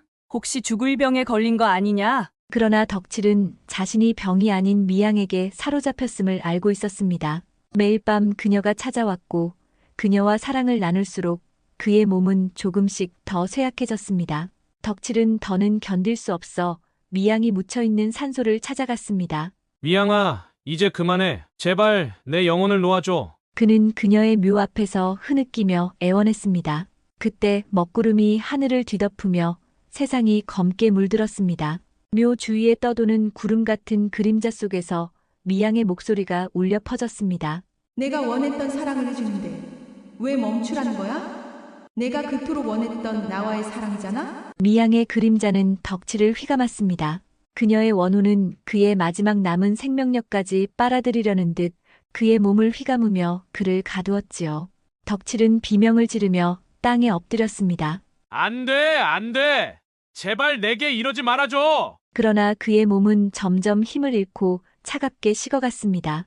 그의 얼굴은 공포와 고통으로 일그러진 채 생명을 다하고 말았습니다. 며칠 뒤 마을 사람들은 덕칠이 보이지 않자 숲속을 수색했습니다. 결국 미양의 묘지 근처에서 그의 시체를 발견하게 되었지요. 여기 있다. 덕칠이 여기서 죽어 있소이다. 사람들은 덕칠의 모습을 보고 경악을 금치 못했습니다.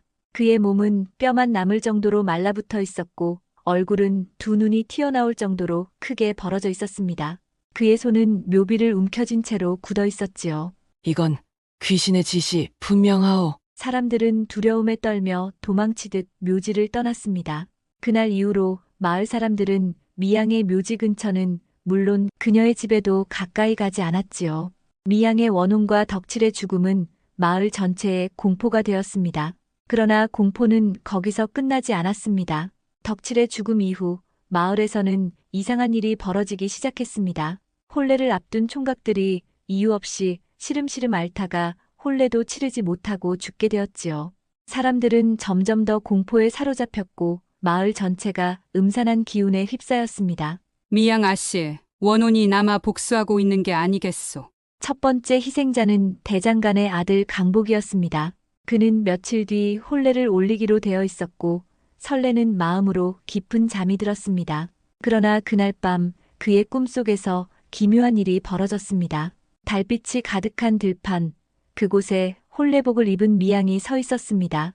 그녀는 부드럽게 웃으며 손짓했습니다. 강보가 이리 와. 나랑 혼례를 치르자. 강복은 그녀에게 다가갔습니다. 그녀의 손은 차가웠지만 손끝에서 전해지는 감촉은 달콤하고 매혹적이었지요. 미양은 강복의 눈을 바라보며 속삭였어요. 강보가 내가 뜨거운 사랑을 해줄게. 나의 달콤한 사랑을 느껴봐. 아마도 좋아 죽을걸? 그녀의 목소리는 꿀처럼 달콤했고 그의 마음속 깊은 곳에서 묘한 갈증을 자극했습니다. 강복은 저항할 수 없었다지요. 그녀와 손을 맞잡고 어딘가로 향했습니다. 꿈속에서 두 사람은 붉은 달 아래 혼례를 치렀습니다. 이후 강복은 미양과 어두운 안개 속에서 사랑을 나누었습니다. 그녀의 입맞춤은 인간의 것과는 달랐습니다. 황홀감과 공포가 동시에 밀려들며 그의 영혼이 점점 빨려 들어가는 듯한 느낌을 받았습니다. 꿈에서 깨어난 강복은 황홀한 기분과 함께 극심한 피로를 느꼈습니다. 그러나 다음 날 밤 그는 다시 미양을 꿈속에서 만났습니다. 그녀는 끊임없이 그를 유혹했고 강복은 황홀감에 사랑을 나누는 밤을 계속 이어갔지요. 그의 얼굴은 창백해졌고 몸은 점점 힘을 잃어갔습니다. 부모님이 걱정하며 물었습니다. 아들아, 왜 이리 얼굴이 상했느냐? 어디가 아픈 게냐? 강복은 고개를 저으며 힘겹게 대답했습니다. 괜찮습니다. 저는 행복합니다. 그러나 그의 눈빛은 무언가에 홀린 듯 공허했습니다. 이틀 뒤 강복은 마을 외곽에서 싸늘한 시체로 발견되었습니다. 그의 얼굴에는 공포와 황홀이 뒤섞인 기묘한 표정이 남아 있었습니다. 몸은 완전히 말라붙어 마치 생명력이 모두 빨려나간 듯 했습니다. 마을 사람들은 그의 시신을 묘지로 옮기며 수군거렸습니다. 이건 단순한 병이 아니야. 귀신이 붙은 게 분명해. 혼례복을 입은 여자가 꿈에 나타난다는 소문이 사실인가 보네. 강복의 부모는 오열하며 그의 시신을 끌어안았습니다. 그날 밤 마을 하늘에는 이상한 붉은 달이 떠올랐습니다. 그것은 마치 미양의 분노와 갈증이 아직 끝나지 않았음을 상징하는 듯 했습니다. 강복의 사건 이후 마을에는 공포가 확산하였습니다. 혼인을 앞둔 총각들이 하나둘씩 똑같은 증세를 보이기 시작했다지요. 꿈속에서 혼례복을 입은 미양의 모습을 보았다는 이야기가 반복되었고 그들은 시름시름 앓다 죽어갔지요. 그러던 중 한 총각이 자기의 경험을 털어놓았습니다. 그녀가 혼례복을 입고 날 찾아왔소. 너무 아름다워서 정신을 잃을 뻔했소. 그녀의 손을 잡았는데 이상하게도 가슴이 뛰고 황홀하여 그녀의 손 안에서 빠져나올 수 없는 마력에 사로잡혔고 그녀의 입술은 마치 달콤한 꿀같이 한번 맛보면 뗄 수 없는 황홀감을 주었지요. 그 사랑의 늪에서 빠져나오기란 쉽지가 않았소. 그의 말은 마을에 퍼졌고 미양의 원혼이 혼례를 앞둔 총각들을 노린다는 소문이 사실처럼 굳어졌습니다. 마을 사람들은 점점 더 불안에 떨었고 혼인을 준비하는 총각들은 미리 도망치거나 혼례를 미루기 시작했습니다. 붉은 달이 떠오르는 밤이 반복될수록 마을의 공포는 점점 깊어졌습니다. 마치 미양의 원혼이 그 갈증을 채우기 위해 끝없이 새로운 희생자를 찾아다니는 듯 했습니다. 그리하여 마을 사람들은 이대로는 안 되겠다며 한데 모였습니다. 이러다 우리 마을에 총각이 남아나지 않겠어요. 장가도 못 가고 몽달 귀신이 될 참이니 미양아 씨의 원혼을 어떻게든 달래야 하지 않겠소? 여인이 나서자 다른 이들도 고개를 끄덕였습니다. 맞소. 올해 들어 혼례를 준비하던 총각들만 해도 벌써 몇이나 죽었소. 이러다간 동네 총각이 씨가 마르겠소. 그러니 어서 방법을 찾아야 하오. 그렇다면 김대감 댁으로 가서 상의합시다. 미향 아씨의 집안이라면 뭔가 방법을 찾지 않겠소? 마을 사람들은 횃불을 들고 김대감의 집으로 몰려갔습니다. 김대감은 갑작스러운 방문에 당황했지만 마을 사람들의 절박한 목소리를 듣고 상황의 심각성을 깨달았습니다. 대감 어르신, 우리 마을 사람들이 불안해서 더 이상은 못 살겠으니 미향 아씨의 원혼을 달래는 의식을 치러야 합니다. 대감마님께서 나서서 이 일을 진행시켜 주세요. 김대감은 오랜 침묵 끝에 무겁게 고개를 끄덕였습니다. 나도 밤마다 미양의 목소리를 듣고 딸 방에서 이상한 일들이 벌어지는 것을 보고 있어. 이 상황을 더 이상 방치할 수는 없는 것 같소. 여러분의 말대로 의식을 준비합시다. 그리하여 마을 사람들은 동네에서 가장 유명한 무당인 초월 할머니를 찾아갔습니다. 초월 할머니는 마을에서 오랫동안 신령한 능력으로 소문난 인물이었습니다. 이 마을이 미향 아씨의 원혼으로 인해 저주받고 있어. 제발 우리를 도와주시오. 마을 사람들은 간청했고 초월 할머니는 깊은 한숨을 내쉬며 고개를 끄덕였습니다. 그리하여 초월 할머니는 마을 사람들과 함께 미양의 묘지로 향했습니다. 그녀는 강력한 재령 의식을 준비하고 있었지만 의식을 시작하자마자 미양의 원혼이 모습을 드러냈습니다. 미양은 피 묻은 혼례복을 입고 있었고 눈에서는 핏빛 눈물이 흘러내리고 있었습니다. 왜 나를 못 살게 하는 것이야? 나는 그저 내 한을 풀고 있을 뿐인데. 미양의 목소리는 바람처럼 차갑고 날카로웠습니다. 그녀는 초월 할머니에게 다가가려 했지만 할머니는 태연하게 주문을 외우며 그녀를 막아섰습니다. 미양아, 너의 한은 이미 충분히 풀었다. 그러니 이제 이승을 떠나야 한다. 더 이상 마을 사람들에게 해를 끼치지 말거라. 그러나 미양은 소리치며 반항했습니다.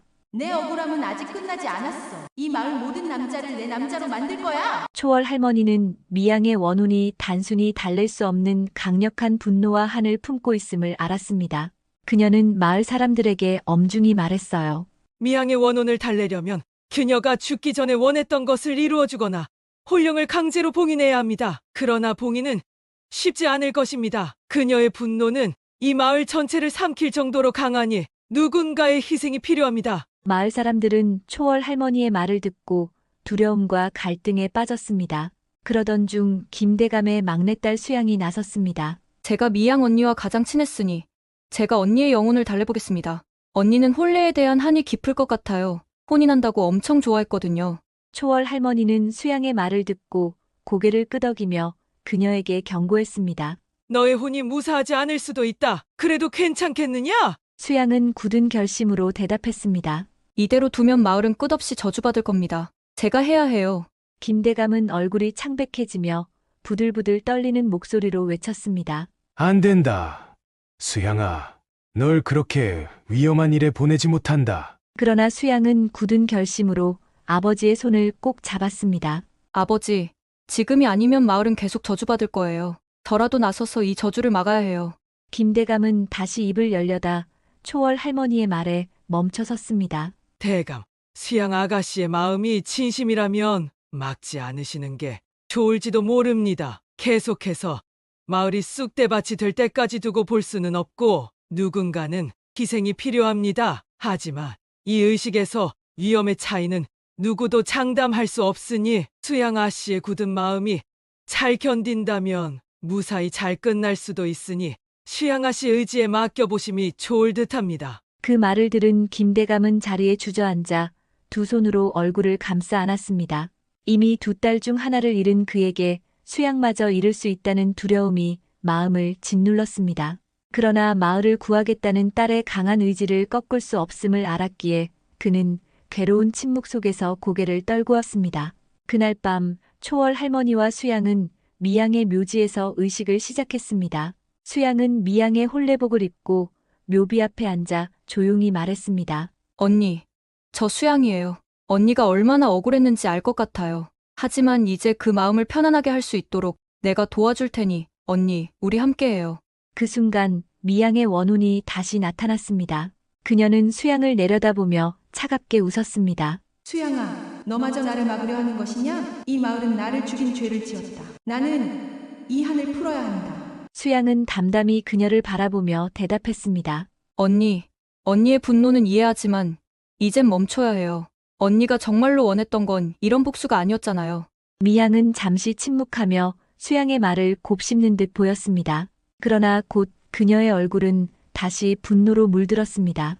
나를 이해한다고? 나는 평생 처녀 귀신으로 이승에서 떠돌게 되었어.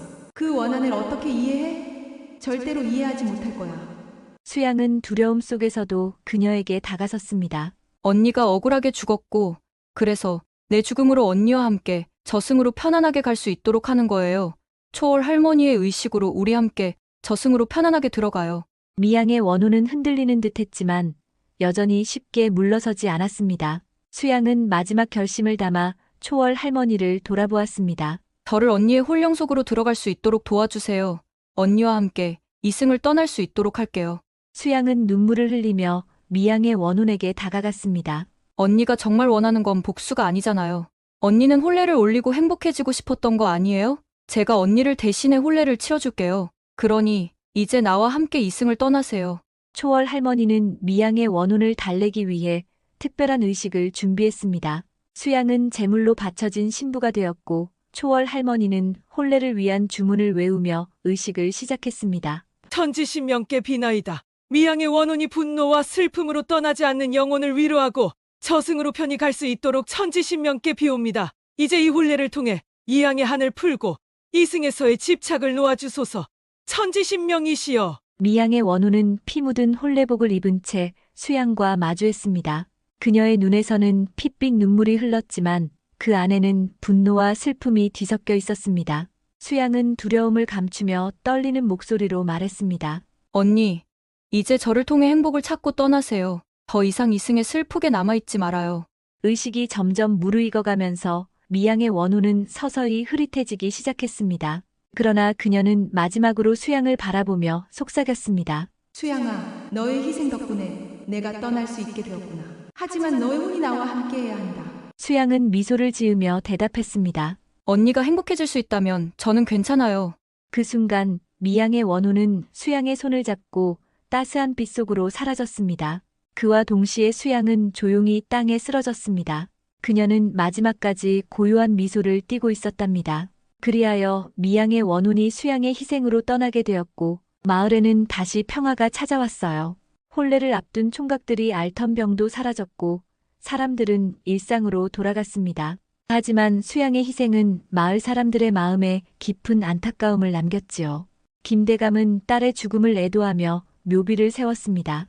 묘비에는 이렇게 적혀 있었어요. 수양이 그녀의 희생이 이 마을의 빛이 되었노라. 마을 사람들은 매년 수양과 미양의 묘지를 찾아가 그녀들의 영혼이 평안히 쉬기를 기도했습니다. 그러나 밤이 깊으면 묘지 근처에서 혼례복을 입은 두 여인의 그림자가 춤추는 것을 보았다는 소문이 돌기도 했습니다. 공자님 말씀에 이덕보원이라는 말이 있습니다. 덕으로 원망을 갚아야 비로소 평화가 온다는 뜻이지요. 미양이 품었던 억울함도 수양의 따뜻한 마음으로 풀렸듯이 사람 사이의 갈등도 이와 다르지 않습니다. 누군가 용서하고 화해의 손을 내밀 때 비로소 끝날 수 있는 법이랍니다. 온 사내들의 사랑을 한 몸에 받았던 기생 메란의 화려하고 애절한 인생의 여정 시작할게요. 조선시대 성종이 재임하던 때 평안도는 학문과 기회가 가장 으뜸인 고장으로 손꼽혔지요. 문인과 가객이 끊임없이 배출되었고 그들은 중앙조정에서 뛰어난 능력을 뽐내며 조선 문화의 융성기를 이끌었답니다. 그러한 평안도의 중심에는 재능이 아주 뛰어나고 절세의 미모를 자랑하는 메란이라는 기녀가 있었어요.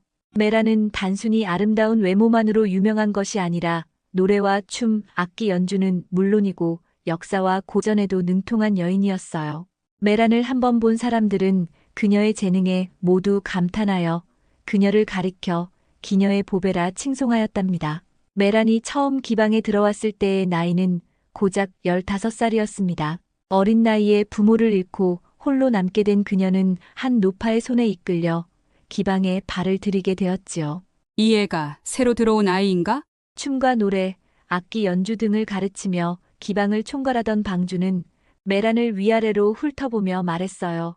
메란은 어깨 위로 곱게 올려 묶은 머리와 단정한 옷차림 이면에는 날카로운 눈빛을 감출 수가 없었습니다. 생김새는 잘 가꾸면 되겠지만 이렇게 왜소하고 잔뜩 겁만 먹은 아이를 데려와 놓고 도대체 어디에 쓸 수 있다는 건가? 노파는 메란의 등을 다독이며 다부진 목소리로 변명하였지요. 보기보다는 총명한 아이입니다. 아직은 어려서 지금 당장은 활용할 가치가 적더라도 잠재력이 매우 큰 아이입니다. 제가 보증하겠습니다. 방주는 별로 탐탁지 않다는 표정을 지우지 않은 채 콧방귀를 뀌며 말했습니다. 보증은 됐고 조금 지켜봐서 적응을 못하는 날이면 당장 내보낼 테니 그리 아세나. 기방의 훈장인 이모 할멈은 메란을 애정 어린 눈길로 측은히 바라보며 메란이 빨리 적응할 수 있도록 성심껏 가르쳤습니다. 기방 언니들 사이에서 막내로 불렸던 메란은 이에 보답이라도 하듯 재능을 발휘하며 누구보다 빠르게 기방 생활에 적응하였어요. 막내답게 귀여운 장난도 많이 쳤습니다. 처음에는 춤도 서툴고 노래도 어색하였으나 메란은 총명함과 노력으로 누구보다 배움을 빠르게 치고 나갔지요. 그녀는 이른 새벽부터 밤 늦게까지 악기 소리에 맞춰 노래를 부르고 가락을 외우는 일을 하루도 거르지 않고 목에서 피가 나도록 연습을 거듭하였답니다. 이를 지켜본 이모 할멈은 메라나, 내 노래는 날이 갈수록 듣기가 좋아졌다만 춤사위는 아직 어색하구나. 좀 더 부드럽게 버들가지처럼 흔들어야지. 라며 메란이 자만하는 것을 경계했습니다. 어느 날 메란은 기방의 장구를 몰래 꺼내려다 마루턱에 걸려 엎어져 큰 소동을 일으킨 적이 있었지요. 어이구, 메라나. 이걸 어쩌냐? 너 장구를 깨뜨리면 우리 훈장님이 가만히 있지 않을 텐데. 언니들의 걱정과 핀잔 섞인 말에도 메라는 마냥 웃으며 손을 털면서 말했어요. 장구는 깨져 없어져도 제 노랫가락으로 대신할 수가 있으니 무엇이 걱정이겠어요? 그래? 장구보다 내 노랫가락이 더 훌륭하다 이것이냐? 오, 요것 봐라 아주 맹랑하구나. 그 천진난만함에 기방 언니들도 메란을 미워할 수 없었습니다. 메란이 노래를 시작하면 장구보다도 더 큰 소리로 기방을 가득 메웠고 그 덕분에 손님들은 구성지면서도 통쾌하게 마음의 근심을 뻥 뚫어주는 메란의 목소리를 더 좋아하게 되었어요. 메란의 명성이 서서히 퍼져가기 시작한 것은 20살쯤이었어요. 어느 날 한양에서 내려온 고관대작이 평안도에 머물면서 기방에 들르게 되었습니다. 그는 메란의 구성지고 카랑카랑한 노래를 듣고는 깜짝 놀라며 말했지요. 오호라, 뛰어난 기생이 한양에만 있는 줄 알았는데 평안도에도 이토록 재능을 가진 훌륭한 여인이 숨어 있다니 내가 꼭 너를 한양으로 데려가고 싶구나. 그러나 메란은 그런 대감에게 농담까지 섞어가며 능청스럽게 거절했습니다. 대감마님, 제 노래는 평안도에서만 이렇게 구성지고 카랑카랑할 뿐입니다. 그런데 이곳을 떠나게 되면 제 목소리가 시들어버릴까 두렵사옵니다. 그러니 소첩을 한양으로 데려가는 것보다 대감마님께서 평안도로 더 자주 내려오시는 게 어떠신지요? 그녀의 기지 넘치는 대답에 대감은 크게 웃음을 터뜨렸고 주변 사람들까지 즐거운 웃음으로 분위기가 한층 더 밝아졌습니다. 그러던 어느 날은 구겨진 갓을 쓰고 옷매무새가 허름한 취객 한 명이 메란의 기방에 찾아와 큰 소란을 피운 적이 있었습니다. 메란이란 기생이 어디 있느냐? 나 같은 놈한테는 그 고결하다는 노랫소리를 들려주지 않겠단 말이냐? 나도 이 기방에 온 손님이거늘 손님을 가려서 맞이하여 노래를 불러준단 말이더냐? 메란이 어디 있는지 썩 나오거라. 취객은 술기운에 얼굴이 벌겋게 달아올라 있었고 손에 들고 있던 술병을 바닥에 내동댕이치며 고함을 질렀습니다. 방 안에 있던 악기며 비단 방석들이 그의 발길질에 엉망이 되었지요. 이봐, 내가 메란이냐? 너의 노래가 그렇게 뛰어나다 들었는데 고관대작 앞에서만 노래가 나오고 나같이 벼슬도 못한 양반놈에게는 노래를 안 들려준단 말이냐? 취객은 휘청거리며 메란에게 다가오려 했습니다. 방 안에 있던 기녀들은 깜짝 놀라 달아나려 했고 주변에서 소란이 한바탕 커지기 시작했습니다. 그러나 메라는 눈 하나 깜짝이지 않고 침착하게 서 있었습니다. 그녀는 살짝 미소를 지으며 오히려 취객에게 다가가 부드럽게 말했지요. 나리께서 이렇게 노여움을 품으셨다면 그건 분명 저의 잘못이겠지요. 그러나 나리께서 일이 취하셔서는 제가 마음을 다해 노래를 부른다 해도 제대로 감흥을 느끼실 수 없을 터이니 차라리 제가 나리의 마음을 달랠 수 있는 차를 한 잔 대접해드리는 건 어떠신지요? 취객은 메란의 뜻밖의 태도에 잠시 멈칫하며 물끄러미 메란을 바라보았습니다. 메란은 그 틈을 놓치지 않고 방 안으로 온통 흩어진 술잔과 물건들을 정리하며 차분히 말을 이었습니다. 술은 사람을 즐겁게 하지만 지나치면 사람의 귀를 막고 눈을 흐리게 합니다. 제가 나리께 선보이는 노래는 귀와 눈으로만 즐기는 것이 아니라 마음으로도 느낄 수 있어야 비로소 진정한 가치를 알 수 있는 것이지요. 그러니 잠시 안정을 찾으시면 제가 노래를 올리겠습니다. 취객은 결국 메란의 친절하고 부드러운 태도에 잔뜩 흥분된 마음을 가라앉히고 그녀가 건넨 따뜻한 차를 마시며 더 이상 말을 잇지 못한 채 방을 정리하는 그녀를 지켜보기만 하였습니다. 그날 이후 사람들은 메란의 기계와 지혜에 더욱 감탄했습니다. 기방의 방주마저도 혀를 내두르며 말했지요. 메라는 기방에 있을 여인이 아니구나. 저 아이의 총명함과 기품을 보면 누가 기생이라 하겠는가? 한편 이 얘기를 전해 듣게 된 고관대작이 메란을 방으로 불러들였지요. 고관대작은 의기양양한 모습으로 메란에게 말을 건넸습니다. 역시 자네가 명성답게 기품도 뛰어나는구먼. 실로 보통 내기가 아니라는 것을 오늘 다시 느끼게 되었구나. 지난번에 처음 보고 내가 너를 한양으로 데려가려 할 때 소첩을 한양으로 데려가는 것보다 대감마님께서 평안도로 더 자주 내려오시는 게 어떠신지요? 라고 하지 않았느냐? 지금이라도 나와 함께 한양으로 가는 것이 어떠한가? 이곳에서 기녀로 평생을 보내는 것보다 내 곁에서 호감하며 사는 게 훨씬 낫지 않겠느냐? 메라는 고개를 살짝 숙여 인사를 올리며 입꼬리를 올렸습니다. 대감마님, 호강이 목적이었다면 소녀는 이미 다른 양반님 댁에서 호의호식하며 금수저를 물고 살고 있었을 테지요. 그러나 소녀는 찬란한 보석보다는 불꽃처럼 뜨겁고 열정적인 마음을 나눌 수 있는 사내를 만나고 싶사옵니다. 고관대작은 어이없다는 듯 웃음을 터뜨리며 물었습니다. 아하, 이번에도 기생이 사랑 타령을 하고 있구나. 이 기회에 평생토록 발자를 고칠 생각은 없고 순진하게 무슨 뜨거운 가슴을 찾겠다고 하는 것이냐? 사랑이 곡식이라도 된다는 것인가? 배를 채우기는커녕 놀이개로 전락하여 배고픔만 더할 뿐일 텐데. 메라는 장난스러운 눈빛으로 고관대작을 바라보며 대답했습니다. 소녀는 밥상을 준비할 수는 있지만 그 밥으로 열정이 부족한 사람을 맞이할 수는 없습니다. 뜨거운 마음이 없는 삶이라면 아무리 좋은 음식이라도 소화불량에 걸리기 때문이지요. 고관대작은 어이없는 듯 눈썹을 치켜세웠습니다. 그러니 한양으로 함께 가자는 내 제안을 또 거절하겠다는 말이냐? 대감마님께서 소녀를 첩으로 삼고자 하신다니 송구하면서도 감사한 마음입니다. 그러나 소녀의 마음이 대감마님께는 이미 고목과 같사옵니다. 고관대작은 메란의 뜻밖의 대답에 얼굴을 찌푸리며 물었습니다. 고목이라니 그것이 무슨 뜻인가? 메란은 조용히 미소 지으며 말을 이었습니다. 대감마님, 고목은 그 뿌리가 깊고 단단하지만 이미 메말라 있지요. 아무리 좋은 햇볕과 단비를 준다 해도 그 나무에서 꽃이 피거나 열매가 맺히기는 어렵습니다. 제 마음도 이와 같사옵니다. 대감마님의 권력으로 소녀를 첩으로 삼으실 수는 있겠지만 마음이 없는 여인이 대감마님의 품에 안 한들 따뜻한 온기를 나눌 정이 있겠습니까? 대감은 메란의 맹랑한 태도에 당혹감을 감추지 못했습니다. 잠시 동안 말을 잇지 못하고 그녀를 바라만 보았지요.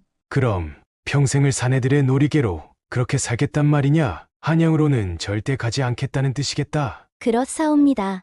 소녀는 평안도의 공기와 흙냄새를 맡으며 이곳에서 제 이름을 잃지 않고 살아가고 싶사옵니다. 대감마님의 뜻을 거역해 송구스러우며 소인같이 미천한 것을 어여삐 여겨주시니 평생 감사하는 마음 잊지 않겠사옵니다. 메란의 기품 있는 거절에 고관대작은 더 이상 메란을 첩으로 삼으려는 마음을 접고 어쩔 수 없이 메란의 결정을 인정하며 그녀의 기품을 새삼 인정하지 않을 수 없었습니다. 이를 본 기방의 사람들도 메란이 그처럼 대의를 지키며 기녀라면 누구나 소망하여 가질 수 없는 기회를 거부하며 대쪽과 같이 꺾이지 않는 기계를 보인 것에 감탄하여 그녀를 더욱 멋진 기생으로 보게 되었다지요. 그렇게 메란이 평안도에서 이름을 날리고 있을 무렵 평안도에 감사가 새로 부임하여 왔습니다. 감사가 새로 부임해 왔으니 이를 축하하는 연회가 성대하게 열릴 계획이었습니다. 새로 부임한 평안 감사에게는 19살의 수찬이라 불리는 아들이 하나 있었습니다. 준수한 용모에 학문적 재능까지 겸비한 그는 유창한 중국어와 문장을 다루는 실력이 탁월해 이미 주변 관리들에서도 칭찬이 자자했습니다. 외아들이었기에 부모의 사랑과 기대도 그만큼 크고 집중되었지요. 수찬은 어려서부터 비범함을 보인 아이였습니다. 5살 때 그는 아버지가 서재에서 보던 중국 고전 사기의 일부를 훔쳐 읽었는데 이를 단숨에 외워서 아버지 앞에서 줄줄이 엎기도 하였지요. 아버님, 여기서 사마천은 왜 이렇게 한나라의 흥망을 길게 기록했을까요? 간단히 쓸 수도 있었을 텐데요. 아버지였던 평안 감사는 깜짝 놀랐습니다. 이 녀석이 내 나이에 이렇게 긴 문장들을 벌써 이해한다고? 대체 내 생각이 어디까지이고 어떻게 될 것인지 궁금하구나. 수찬은 고개를 갸웃하며 웃으며 대답했답니다. 사람의 이야기가 길면 길수록 더 많은 교훈을 얻을 수 있으니까요. 저는 그게 흥미로웠어요. 라며 자문자답을 하였습니다. 또 다른 일화는 그가 9살 무렵 부모님과 함께 함경도 관아로 가던 길에서 일어났습니다. 관아 앞에 서 있던 아전 한 명이 문장을 헷갈리게 쓰는 것을 보고 수찬이 나서서 바로잡았지요. 나리, 이 단어는 그러한 뜻이 아닙니다. 여기는 율을 써야 합니다. 이 율은 법을 뜻하고 이 율은 밤이라는 뜻이에요. 이렇게 쓰시면 사람들은 웃게 됩니다. 아전은 당황하며 부끄러워했지만 함께 있던 관아의 관리들은 어린 수찬의 학문적 깊이에 혀를 내둘렀습니다. 감사의 아들이라더니 정말 보통 아이가 아니구나.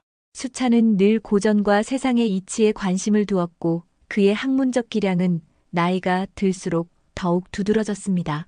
19이 된 지금 사람들은 그를 두고 영재라는 별명을 지어 부르며 그의 밝은 앞날을 기대하였지요. 그의 부모는 영재 수찬이 조선의 미래를 빛낼 인물이 될 것이라 확신하였답니다. 평안 감사의 연회는 성대하게 치러졌습니다. 조정의 관리들과 가객, 기녀들까지 초대되었고 잔치는 화려함에 극치였지요. 감사는 흥을 돋우기 위해 기녀 중 가장 아름다운 여인과 아들이 함께 춤을 출 것을 제안했답니다. 기방의 관리자들은 한결같이 메란을 추천했는데 그녀의 재능은 이미 평안도에서는 알아주는 기생이니 그 기품이 젊은 수찬과 잘 어울릴 것으로 생각했기 때문이었지요. 그리하여 잔치가 한창이던 때 메란과 수찬은 앞으로 나와 무대에 올라섰습니다. 웅대하고 흥겨운 가락에 맞추어 두 사람의 선남선녀가 춤을 추자 마치 버드나무 가지가 바람에 흔들리듯 살랑거렸고 나비가 꽃 위를 나는 것처럼 두 사람의 합이 잘 맞았지요. 도련님께서는 언제 이렇게 춤사위를 섭렵하셨나요? 소문으로만 들어 궁금했던 차에 도련님과 함께 춤을 추게 되어 영광이옵니다. 소인 메란이라 합니다. 예, 저 또한 평안도 최고의 기녀와 나란히 춤을 출 수 있게 되어 영광요. 당신께서 잘 이끌어 주시니 춤사위가 살아나는구려. 둘은 눈빛을 주고받으며 춤의 장단을 하나로 맞췄습니다. 메란의 소매가 날아오르자 수찬은 그녀의 손끝을 잡아 이끌었고 둘의 움직임은 점점 더 자연스러워지면서 꽃과 나비가 되어 주위 사람들의 눈을 황홀하게 만들었습니다. 잔치를 지켜보던 사람들은 모두가 넋을 잃고 두 사람을 바라보았습니다. 그들의 춤사위는 마치 오래전부터 꾸준한 연습이라도 한 듯 완벽했고 서로를 향한 몸짓은 하나가 되었습니다. 춤이 끝난 후 메란이 낮은 목소리로 속삭였습니다. 도련님, 오늘 춤추면서 행복하셨나요? 수찬은 살짝 고개를 끄덕이며 말했어요. 메란님과 합을 맞추어 춤을 춘 기억은 오래도록 제 기억 속에서 그리워할 것 같습니다. 평안 감사는 매우 만족하며 기쁨에 겨워 메란을 불러 아들의 옆에 앉도록 하고 극진히 대접했습니다. 감사는 메란에게 고마움의 뜻으로 비단 선물을 내리고 춤을 함께 춘 이둘을 보며 마냥 흐뭇한 미소를 감추지 못하였습니다. 그날 이후로 메란과 수찬은 자주 만나게 되었어요. 수찬은 메란의 총명함에 감탄하였고 메란 역시 수찬의 학문적 깊이에 매료되었지요. 메란님, 중국의 역사 속에서 당신의 마음을 가장 사로잡은 시대는 언제인가요? 저는 위진남북조 시대를 좋아합니다. 혼란한 시절이었지만 그 속에서 문인들은 빛나는 문장과 사상을 남겼지요. 격변 속에서도 세상의 이치와 아름다움을 창조하는 모습이 감동적이었습니다. 수찬은 미소를 지으며 고개를 끄덕였습니다. 참으로 통찰력 있는 대답입니다. 저도 위진남북조 시대의 문인들을 좋아합니다. 그들의 문장은 혼란 속에서 탄생한 보석처럼 빛났고 진정한 인간의 사상과 가치를 자유스럽게 표현하였지요. 그들은 종종 만나 서로 시를 지어 주고받으며 글을 논하였습니다. 메라는 자신이 쓴 글을 부드러운 목소리로 읽어주었고 수찬은 그녀의 글에서 깊은 통찰과 아름다움을 발견했지요. 어느 날 밤 수찬은 메란에게 제안했어요. 오늘은 글 대신 다른 방식으로 마음을 나누어 볼까요? 춤과 노래로 우리만의 세계를 만들어 보는 것은 어떻겠소?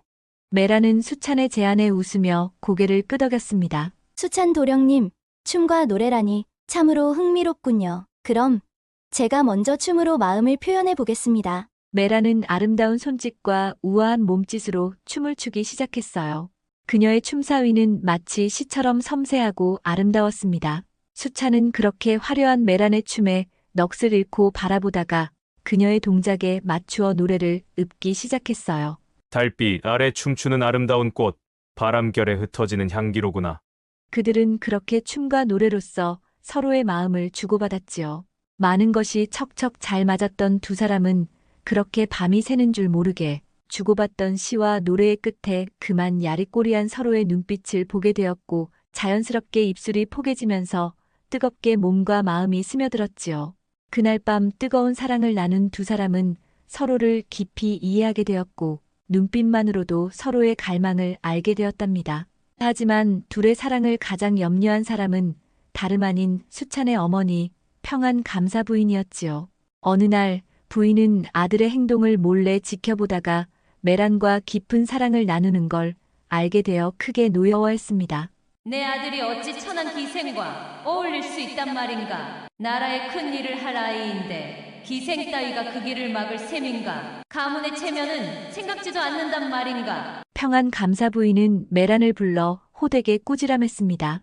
내가 요즘 우리 아들 수찬이와 가깝게 지낸다는 말을 들었는데 사실이더냐? 수찬 도령님과는 오래전부터 마음을 나누는 사이가 되었습니다. 천박한 몸으로 우리 아들과 마음을 나누는 사이라니. 우리 가문을 어찌 보고 깊은 관계를 이어간단 말이냐? 아들의 근처에는 얼씬하지 말고 당장 물러나거라. 그러나 메란은 고개를 숙이면서도 담담히 대답했습니다. 부인 마님, 저는 수찬 도령님과 학문을 나누며 서로를 존중할 뿐입니다. 그리고 천한 몸이라 하여 배움과 사랑의 자격을 잃은 것은 아니지요. 그러나 부인은 들을 생각도 않고 메란을 향해 더욱 격한 언사를 퍼부었어요. 들은 바와 같이 당돌하구나. 내 너의 일거수일투족을 감시하여 수찬이와 절대 만나지 못하게 할 것이야. 그리하여 그녀와 수찬이 다시는 만나지 못하도록 사람을 붙여 감시하기 시작하였지요. 수찬은 메란과의 만남이 어렵게 되자 깊은 고민에 빠지게 되었어요. 어머니의 강한 반대에도 불구하고 메란과 사랑이 깊어진 수찬은 메란을 포기할 수 없었습니다. 그리하여 메란과 몰래 편지를 주고받으며 마음을 전했습니다. 메란, 우리는 어려운 길 위에 서 있습니다. 하지만 당신의 깊은 마음씨와 아름다움을 생각할 때마다 메란을 향한 이 마음은 차가운 바람 속에서도 꽃을 피우려는 내화처럼 나의 마음도 언제나 당신을 향해 자라나고 있음을 잊지 마시오. 메란 역시 답장을 보내며 그를 위로했습니다. 수찬 도령님, 어떠한 시련이 닥쳐도 저의 마음은 변치 않을 것입니다. 이미 메란의 몸과 마음은 수찬 도령님 것이니 그 무엇으로도 우리 사이를 갈라놓을 수는 없을 것입니다. 그들은 어려움 속에서도 서로를 향한 사랑과 존경을 더욱 깊이 새기며 서로에게 도장을 찍을 수 있는 기회를 만들어갔답니다. 세월이 흘러 평안 감사의 임기가 끝나갈 무렵 수찬과 메란의 관계는 더 이상 피할 수 없는 운명으로 다가왔습니다. 감사 부부는 매일 밤 깊은 고민에 빠졌습니다. 감사 부인이 한숨을 내쉬며 말했습니다. 메라는 기녀입니다. 아무리 총명하고 기품이 있다고 해도 기녀라는 신분은 바뀔 수 없지요. 아들에게는 더 나은 혼처를 찾아야 하지 않겠습니까? 감사는 잠시 침묵하다가 무겁게 입을 열었습니다. 그렇지요. 한양에서는 벌써 높은 벼슬을 지닌 가문에서 청혼이 들어오고 있소이다. 그 집안은 명문세도 가문이라 우리 가문에도 큰 도움이 될 것이오. 하지만 수찬의 마음이 여전히 메란에게 묶여 있으니 이 일을 어찌해야 좋단 말이오. 감사 부인은 생각에 깊이 잠기며 말했습니다. 만약 그 둘을 헤어지도록 강요한다면 시련으로 죽을까봐 두려웠고 메란을 데려간다면 어머니는 메란은 기녀로서 아들의 아내가 아니라 남들의 평판을 걱정했지요. 그렇게 며칠 동안 부부는 밤마다 깊은 고민에 빠졌습니다. 한양에서 온 청혼은 집안의 명예와 안정을 보장하는 중요한 기회였지만 수찬의 마음은 여전히 메란에게 향해 있음을 감사 부부는 잘 알고 있었습니다. 결국 감사 부부는 수찬을 불러 조심스럽게 물었습니다. 수찬아, 너는 메란을 어찌하겠느냐? 내가 메란을 사랑하기 때문에 헤어지기가 매우 힘들 것이고 그렇다고 아내로 맞이할 여자도 아니고 어찌하면 좋으랴. 메란은 기생의 몸이라서 신분도 맞지 않으나 첩으로 두면 조선에서 흔한 관습이고 남들도 모두 인정하는 관습이니 첩으로 들이면 될 것도 같은데 너는 어떻게 생각하느냐? 수찬은 부모의 말을 듣고 잠시 고개를 숙인 채 생각에 잠겼습니다. 방 안 분위기는 무거운 정적에 휩싸였습니다. 한참을 지나서야 수찬은 입을 열었습니다. 어려운 일이 아닙니다. 아버님, 어머님, 물론 메란이 제 눈앞에 있을 때는 메란이 전부입니다만 제가 집에 갈 때가 되면 그녀는 낡은 헌신 짝처럼 내팽개칠 것입니다. 그러니 제발 걱정하지 마십시오. 수찬은 담담하게 말했지만 메란이 험한 꼴을 당할까 봐서 마음에도 없는 말을 지어내 부모님을 안정시켰답니다. 평안 감사와 어머니는 매우 기뻐했고 역시 우리 아들은 호탕하고 남자답구나. 라고 말했지요. 하지만 수찬의 목소리엔 어딘가 애써 감정을 누르려는 기색이 역력히 스며 있었습니다. 어느 날 밤 떠나기 전에 고요한 시간을 틈타 메란은 수찬을 찾아갔습니다. 그는 곧 떠날 짐 정리를 하고 있었습니다. 메란은 조심스레 문을 열고 그 앞에 섰습니다. 수찬 도령님. 수찬은 메란을 보자마자 순간적으로 굳어버렸습니다. 그녀의 얼굴은 온통 눈물로 얼룩져 있었고 목소리에는 떨림이 가득했습니다. 이렇게 떠나시는 것입니까? 단 한마디 말도 없이 저를 두고 떠나시렵니까? 수찬은 한숨을 내쉬며 고개를 돌렸습니다. 메란, 이제 그만 돌아가시오. 당신도 알지 않소. 우리의 사랑은 여기까지라는 것을요. 메란은 바르르 떨리는 손으로 그의 옷깃을 붙잡았습니다. 도령님은 제가 마음을 줄 수 있는 유일한 사람이었습니다. 그동안 우리가 나누었던 사랑이 모두 거짓이었나요? 제 마음속에 오로지 당신뿐인데 이 마음을 어찌하고 무정하게 떠나버릴 수 있단 말입니까? 그것이 정말 당신의 진정한 마음입니까? 수찬은 잠시 침묵에 빠졌습니다. 그의 눈빛 속에는 흔들림이 있었지만 이내 애써 감정을 누르며 단호히 말했습니다. 내가 당신을 사랑하지 않은 것이 아니오. 하지만 사랑만으로 세상을 바꿀 수는 없소. 나는 이미 가야 할 앞날이 정해져 있소. 당신을 곁에 두면 당신도 나도 서로가 끝없는 고통뿐일 것이오. 수찬의 얼굴에도 슬픔의 그림자가 드리워져 있었습니다. 메란의 눈물이 수찬의 옷깃을 타고 흘러내렸습니다. 그럼 당신은 나를 진정으로 사랑하였습니까? 단 한순간이라도 진심이었습니까? 수찬은 더 이상 감출 수 없다는 듯 애써 차가웠던 표정에서 서서히 무너지는 기색을 보였습니다. 진심으로 사랑했소. 하지만 그 사랑하고 있다는 표현이 당신을 더 아프고 고통스럽게 만든다면 차라리 사랑하지 않은 척하는 것이 나은 일이라 생각했소. 수찬의 목소리는 낮았지만 그 안에는 억눌러 숨겨왔던 슬픔과 애틋함이 묻어 있었습니다. 메라는 그의 진심을 듣고 더 이상 말을 이을 수 없었습니다.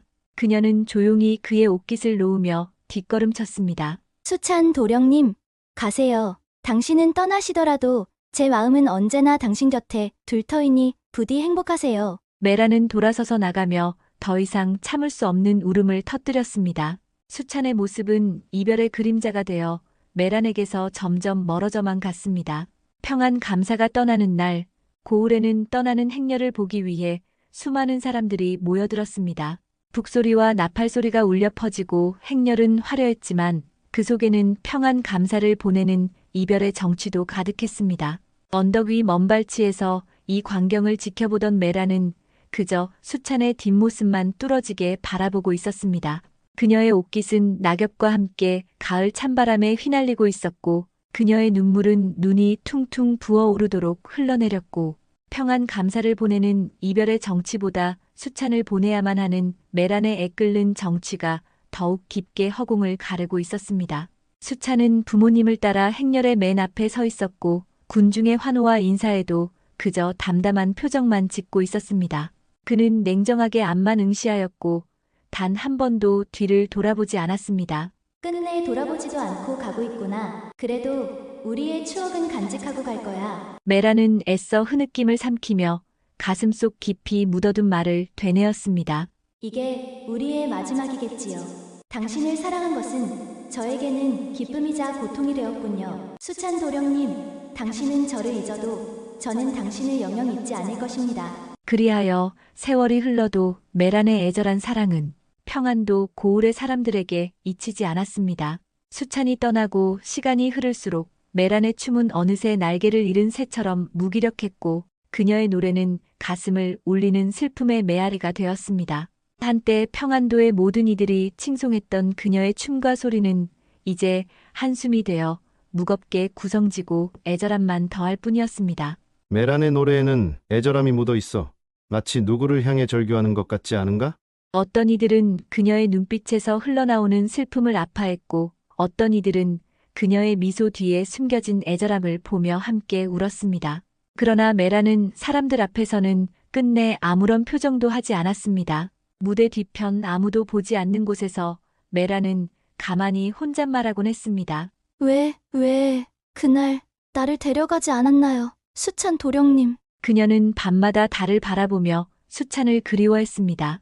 그가 남겼던 말, 그가 보여주었던 표정 하나하나가 아직도 그녀의 마음을 떠나지 않았습니다. 하루는 홀로 거울 앞에 서서 수찬과 함께했던 지난날의 자신을 떠올렸습니다.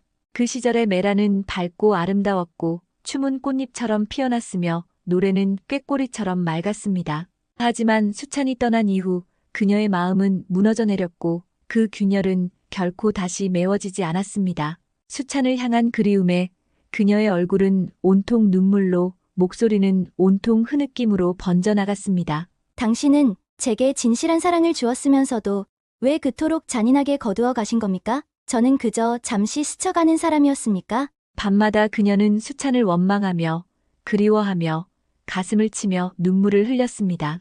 그러나 그 눈물은 한낱 허공으로 흩어질 뿐이었습니다. 저토록 슬프게 울면서도 무대에 오르면 아무렇지 않은 듯 노래를 부르다니 참으로 애달프구나. 평안도의 사람들은 더 이상 메란을 칭송하지 않았습니다. 이제 그녀의 노래는 화려함이 아닌 오로지 애달프고 처연함으로 사람들의 가슴을 아프게만 할 뿐이었습니다. 그렇게 세월은 흘러 어느 봄날 메란은 슬픔을 견디지 못하고 쓸쓸히 초라한 방에서 홀로 세상을 떠났습니다. 그녀의 방 안에는 그가 떠난 이후에도 남겨진 시 한 수가 남아 있었습니다. 세월은 가고 마음은 닳아도 그대의 그림자는 끝내 지워지지 않네. 바람 따라 흩날리는 꽃잎처럼 나의 사랑도 이대로 흩어지리라. 그녀의 장례식은 조용히 치러졌습니다. 메란의 무덤 위에는 작은 비석 하나가 세워졌습니다. 메란, 평생 애절함을 노래하다. 그 후로 사람들은 그녀의 전설을 이야기했습니다. 평안도의 가객들은 메란의 삶을 애절하게 전하며 이렇게 말했습니다. 그녀의 춤과 노래는 수찬을 향한 사랑의 절규였고 그녀의 인생은 사랑에 상처받은 한 여인의 비극이었지. 수찬에게는 그 시간이 잠시 스쳐간 순간이었을지 몰라도 메란에게 그 사랑은 영원한 생의 전부였습니다. 하지만 메란이 고통과 슬픔의 세월을 견디며 수찬을 원망하게 되었던 것과는 달리 수찬은 가문의 명예와 조정의 국사에 자신의 역량을 발휘하는 것이 더욱 소중하다고 생각하였던 것입니다. 수찬 역시 메란과의 이별은 차마 견딜 수 없는 아픔이었지만 사사로운 메란과의 애절한 사랑을 뒤로 한 채 학문에 더욱 매진하였고 훗날 그가 재상직에 올라 가문의 명예를 빛내었을 뿐 아니라 조정의 안정과 백성들을 위한 훌륭한 정치를 하여 평안도는 물론 온 백성들에게서 우러러 칭송을 받게 되어 이를 증명하게 되었습니다. 이루어질 수 없었던 메란의 이야기는 평안도 땅에 오래도록 전설처럼 남았고 그리움의 상징이 되어 사람들의 입에 오르내렸답니다. 이야기 재미있게 들으셨나요? 구독과 좋아요 눌러주시면 더욱더 좋은 영상으로 찾아뵙겠습니다. 감사합니다.